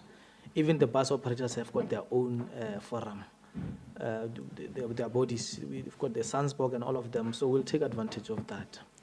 Revenue collection also, in terms of relooking at maybe rebates, we'll also internalize it and check it against the legislation. Sometimes the tone is set at national. All what we do is to implement, and in that regard, we will look into it. The scenario on scanning and weighing vehicles, let me explain it this way. When you have a weighbridge, upon entry of a weighbridge, a bus or a heavy motor vehicle is scanned first. Meaning, when you scan it, if preliminaries are indicating that it may have a problem, there are two lights. It must go then for weighing if red flags are there. If there are no red flags, it must proceed with the trip, meaning it is seen to be complying. When it's going to be weighed, that's where we're going deeper into the issues. It's a thorough scan, thorough check of the non-compliance issues. So most of the heavy motor vehicles, on the preliminary scan, there are no issues they pass. It means they're hitting the call in terms of our messaging on issues of overloading. But these other ones, mostly you are likely to have, in every 5 buses, one will have problems. That's why they are scanned and weighed. And I think it ties in with what we're picking up as the department chair. Our African bus operators, they focus more on revenue than the commuters' safety. Just quickly to the last accident where the bus was descending to Vetvlag, that bus, our preliminary report, that bus it stopped twice because the brakes were failing. But the driver decided to proceed still. Then at a descent, the trailer starts to overpower the bus. That's what really happened. The preliminary report that we have indicates that. Now, we will submit the SAPS reports in terms of what we reported on PSPS. And the Court Watch program also, we're noting, Chair, in terms of the involvement of the CPFs. Perhaps maybe Memashwa can then outline what happens in it when we do Court Watch programs. The CFO will tackle transfer to GAAL, and then the breakdown of fatalities. Also, we do have a comprehensive report. We'll submit it because they are broken down per district. We go further and break it down on the driver in terms of the gender, the age, and we look at the period of the week and the time of the day, because those elements are the ones that are helping us to build or develop our awareness messages that is going to be focused and relevant to the situation currently. And then the CFO will also talk to the issue of the causes of our underspending. I'm not so sure if she will, I don't think she will talk to the official, what the actions taken. This question reminds me of SCOPA questions. But we should be able to say there's accountability that we deal with. She will also talk to the municipalities not paying. On operating licenses, Chair, we have actually made inroads where expired licenses, the renewals take time. What we did, the first thing that we did was to communicate with the industry through a circular that if you have applied to renew and the department has not responded and now it's expired, keep the receipt and you will not have problems. And it is the tone that has been set by the minister. And internally we've taken stock and we're starting to make sure that the wheel is turning. We're actually now issuing them. It's slower, but we're actually issuing them. At the helm, they will not be punished for that. The road crashes, the level of that crossroad in terms of the design, we are engaging Sanral just as much as we have engaged them on the Ingwe Lodge 10. They actually do respond, and we believe they will then relook at the design, because what we're saying is the 4 stop signs must be brought closer. There shouldn't be longer distance in a bigger space in between. So we're engaging them, because one of the things that we check, Chairperson, on the causal factors of our crashes. The environment also is looked into. If it's a pothole or if it's a turn that really needs to be looked at, stray animals, all those other issues are looked at so that we're able to respond as we proceed. Mr. Nkanyane will then talk to the vehicles. I'm going to start with the CFO to talk to the two issues. Thank you, Chairperson, and thank you, HOD. I'll start with the allocation for GAAL. For 2025-2026, they were allocated 204 million, and then for the current financial year, we have allocated 97.9 million.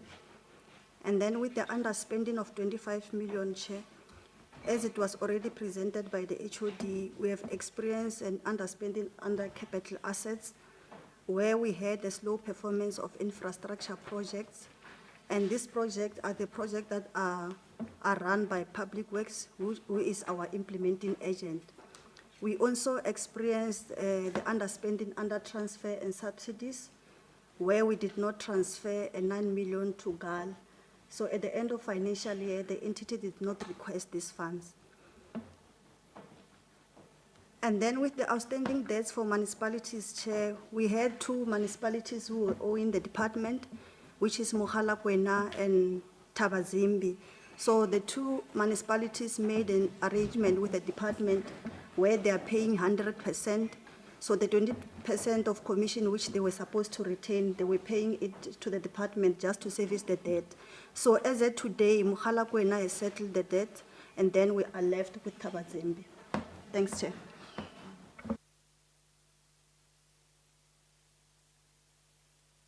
Thank you, Honorable Chair and HOD. I think I'll just touch on the issue of Masisi taxi rank. Honorable Chair, the taxi rank was built by what used to be Mutare municipality way back. And as it was built, there was consultations with the local taxi association, which is Mutare Taxi Association. So they used the management sort of automatically fell to the association, as it happens everywhere. Now, there were issues of redemarcating the area, and what used to be Musina municipality extended to cover the area of Masisi. Honorable Nanguda, those wards which are around Manenje area were now incorporated into Musina municipality. And immediately taxi associations within the Musina municipality, such as the Nancy Field Taxi Association, felt this is within our jurisdiction, now we must start operating in the area. And I think that's where tensions arose. So the matter is being attended to. We have classified it as well as a conflict matter because we need to have an understanding of a shared responsibility in managing the rank in a manner that benefits all the associations in the area, despite the historical issues, because issues of demarcation are forever fluid. They'll forever be changing. But there is a need for a constant way of serving the communities. It is work in progress. We will be able to submit a comprehensive report in that regard. Thank you, Honorable Chair. All right, thank you. Perhaps I could use this opportunity so that I don't have to come back again. There was an issue around routes, specific communities that are affected by the routes that are not being operated. Largely, the majority of routes out of the 79 that are not operated are routes allocated to the state-owned entity in GNT. So the communities much affected are those where GNT is operating. In Waterbeck, though we have got an SPV, which includes GNT and other two privately owned companies, the areas more affected are where GNT is operating, which is the Mogalakwena municipal area, Bagenbeck, Hankiri-Kitlana, all those areas. The trips are not operated as expected because of the lack of fleet capacity on GNT. And in Skukune, the areas affected are around Ephraim Mohale, where GNT is operating alone, Makuru Tamaka, as well as down in Tubatsi, in those communities are largely affected. In Mupani, GNT operates 3 contracts, one in Giani, one in Hoedspruit. So the area in Hoedspruit as well, there are fewer buses than allocated in the contract. It is affected. Tsanin. Tsanin, there are 3 companies that are operated with, 2 companies that are operating together with GNT. So you have a situation where in the Matolem bus service area, which is the Greater Litaba, it's well serviced because buses are there. And the area that Risava is operating, which is Yongwamitwa and Nkongo area, it's well serviced. But the eastern part, which includes Mafarana, Begasdorp, Linyenye, and those areas, the service level is unacceptable because GNT does not have the requisite fleet. We are engaging GNT. They are gradually reintroducing new buses, as the HOD indicated, and we think with the progress that is being made, if the 71 new buses that they have to procure and they be on the road before the end of September, if all of them can be delivered, the situation will greatly turn around. Thank you.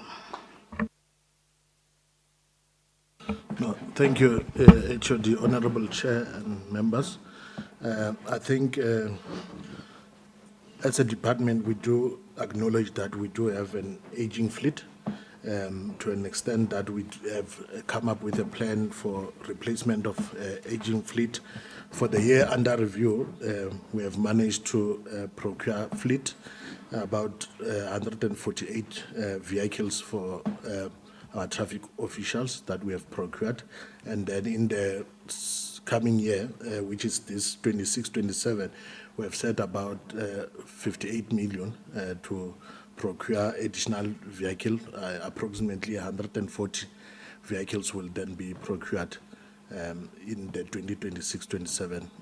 Just to indicate that we have already started with that procurement process. Thank you. Thank you very much, Chair. I think those are the responses.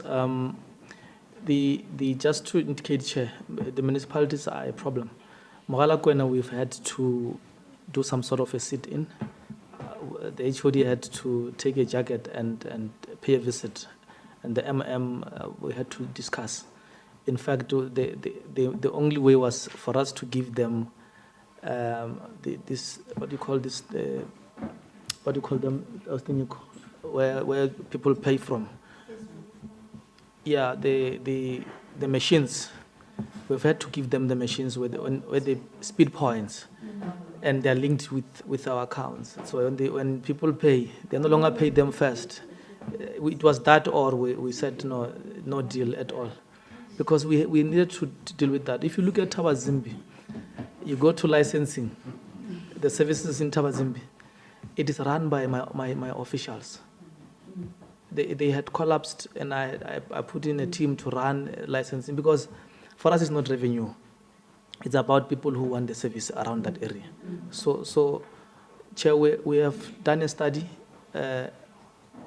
where we're trying to look into a possible takeover of our services. And then we did a benchmark in Mpumalanga. We're going to assess, we're with Treasury, if we look at it in terms of the feasibility, we're going to take over. But we'll start gradually. We'll start with your Tabazimbi, because we're already there, and then we'll gradually take over. But it's a tedious task, because then personnel, the facilities, securities, and other infrastructure-related issues that we'll look at before we then decide. I think it will be a matter that we will present to EXCO before we deal with it to finality. In terms of our questions, Chair, thank you. We're done. Thank you, Chairperson. Thank you, MEC, HOD, and honorable members and colleagues. To us, a question that was directed was discriminating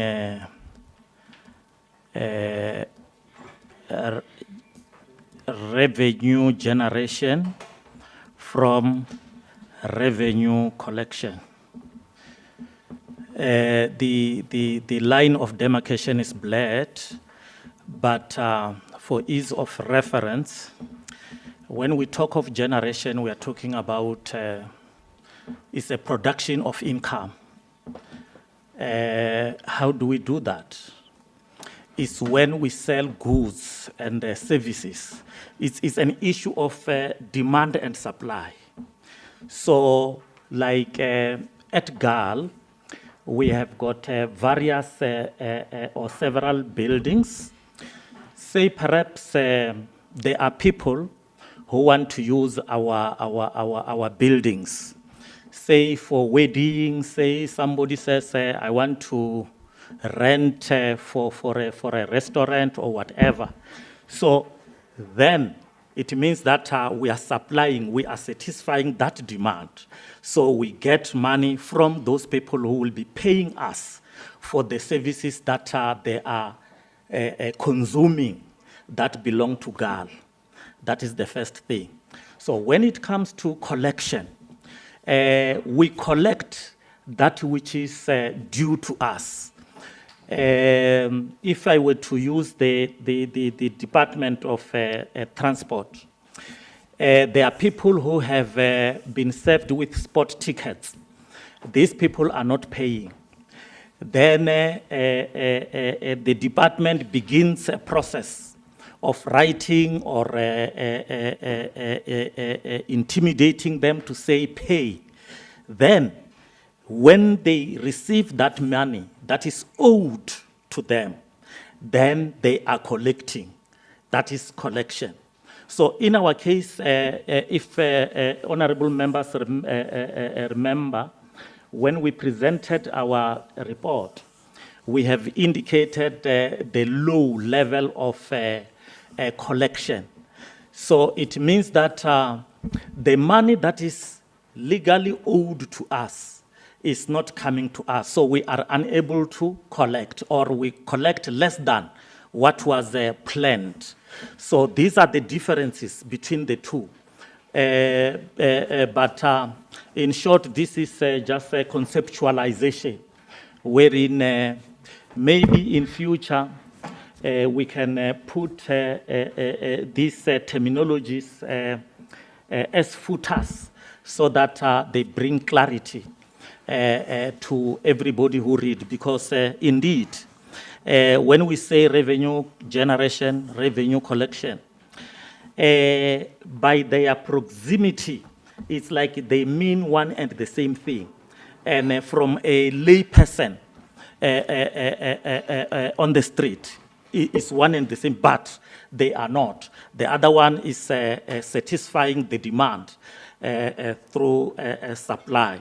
And then the other one is to collect that which legally belongs to you, but it's not coming. So when you begin to get it back through whatever method you use, then we say you are now collecting. Thank you, Chairperson.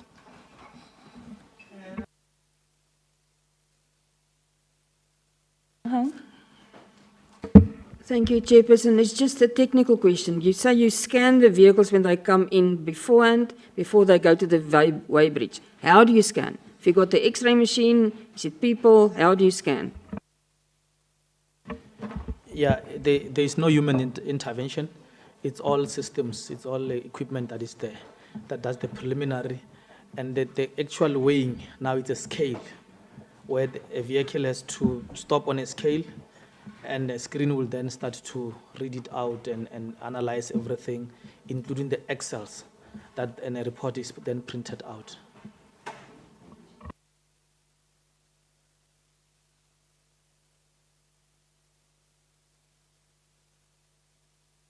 OD, do you do inspections on the bus of the service providers? The buses of the service providers? To check their roadworthiness and everything. Not necessarily GNT only, but I know GNT has got its own issues, but the private ones of the service providers. Is there no any other follow-up? It's a very good question. Okay, because for the chair and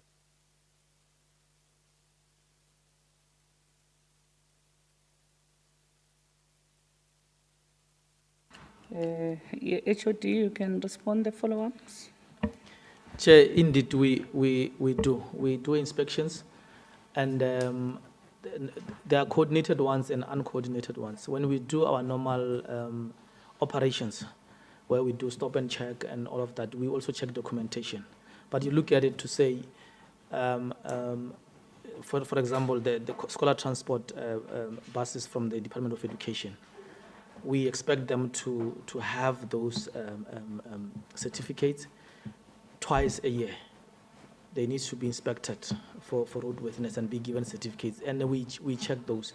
There were times where you find it so worse that we have to also talk to the Department of Education, because we don't want to be seen as maybe sabotaging education or learning, but at the end of the day, you'd remember January, learners walk into school because scholar transport bus operators would then got information that we're checking, and then they drop them and go back because they are afraid of being impounded.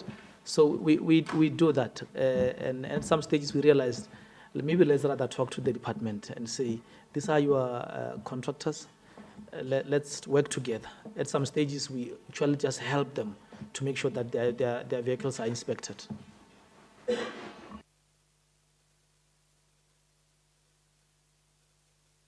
Bas.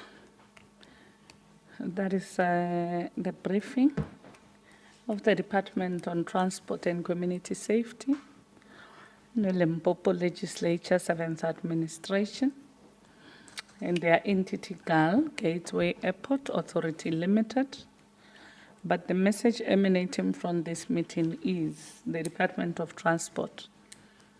It's one of the pride of this province, in terms of administration, in terms of compliance. You can't falter them. But we will falter them as a shareholder responsible for Gateway Airport Authority Limited, HOD Machena, particularly because your finances seem to be all glitz and glam. But we would want the same energy, the same modus operandi you are using in the department, the same motivation you give to your staff there and everybody else. Let it translate, let it be a contagious process that we can pride ourselves with GAAL as well. Why I will not go deep in faltering GAAL today is there's a meeting of the 29th. Remember, we gave them space. We said, no, Chair, this meeting, we're not going to engage. We allow you space to run. You went there, you ran, you came back, you briefed us, but there's no longer time for complacency. After the meeting of the 29th, that tempo that we build at the beginning of every meeting will be at high-pitched level. We're going to give the meeting of the 29th a chance in that cleanliness does not need boardrooms, does not need us to sit in a meeting or guys who's responsible for cleaning the infrastructure. It needs commitment, because all of us can sit in our houses. If we go now, everywhere is clean from the gate to the boundary wall at the back. So let's maintain, let's take that trajectory back to our workplaces. Because this one of cleanliness, Chair, we are not going to talk about it. It goes without saying. Acting CEO, we are not going to talk about that. We'll even embark on an unannounced visit. Somewhere during the week, somewhere during the month, we'll not say where. They'll just tell you the portfolio committees here, MEC. Equally, not only in GAAL, HOD, even in our licensing, some is the work of the municipalities, but in our public infrastructure that we are responsible for, let's turn the tide, let's tide the corner. We can't lead people if we can ourselves maintain clean areas of where we are. All of us are bathed here.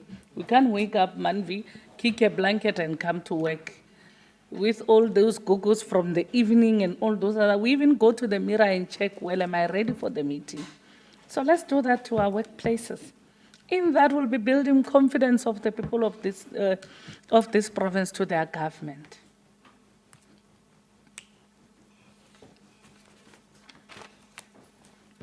We are waiting for the joint meeting, HOD. Try to arrange that meeting for us, MEC. The colleagues responsible for national roads, let's just get in one meeting and see how do we turn the problems of Limpopo around. When people are going to Botswana, they go to the province. When people are going to Zimbabwe, they go through our province. Any other, we are a gateway to Africa. So we need to prepare for September pilgrims. We need to prepare for festive season December. On that note, Chairperson GAAL, next meeting, it's going to be on a different tempo, and the tempo would be set by yourselves. And unfortunately, MEC, there's a letter that's going to follow you up. We are not happy, Chair, and we are not going to take anything. We don't even need an apology. All we needed was commitment, and we're unfortunately going to come out very strong, MEC, with regards to that, the members of your interim board. And on that note, GAAL, go and strengthen yourself. Go and get yourselves ready. Let's become the pride of the province in terms of aviation. Let's turn the corner and make sure people that are traveling to OR Tambo know and understand that there is GAAL at the corner. Ms. Ramakhupa, in the next meeting, we want to know a plan on how you plan to take the entity forward in terms of marketing. We're not going to allow you to say, can you please take it? We can't see you, so I don't like talking to people I can't see. In the next meeting, your chairperson, your CEO will not report. We need you to report. You are the head of marketing. You are the one tasked with the responsibility to bring innovation, ideas of how do we get GAAL in the Limpopo skies. So in the next meeting, prepare yourself. I don't want you to say, that chair caught me off guard. Not at all.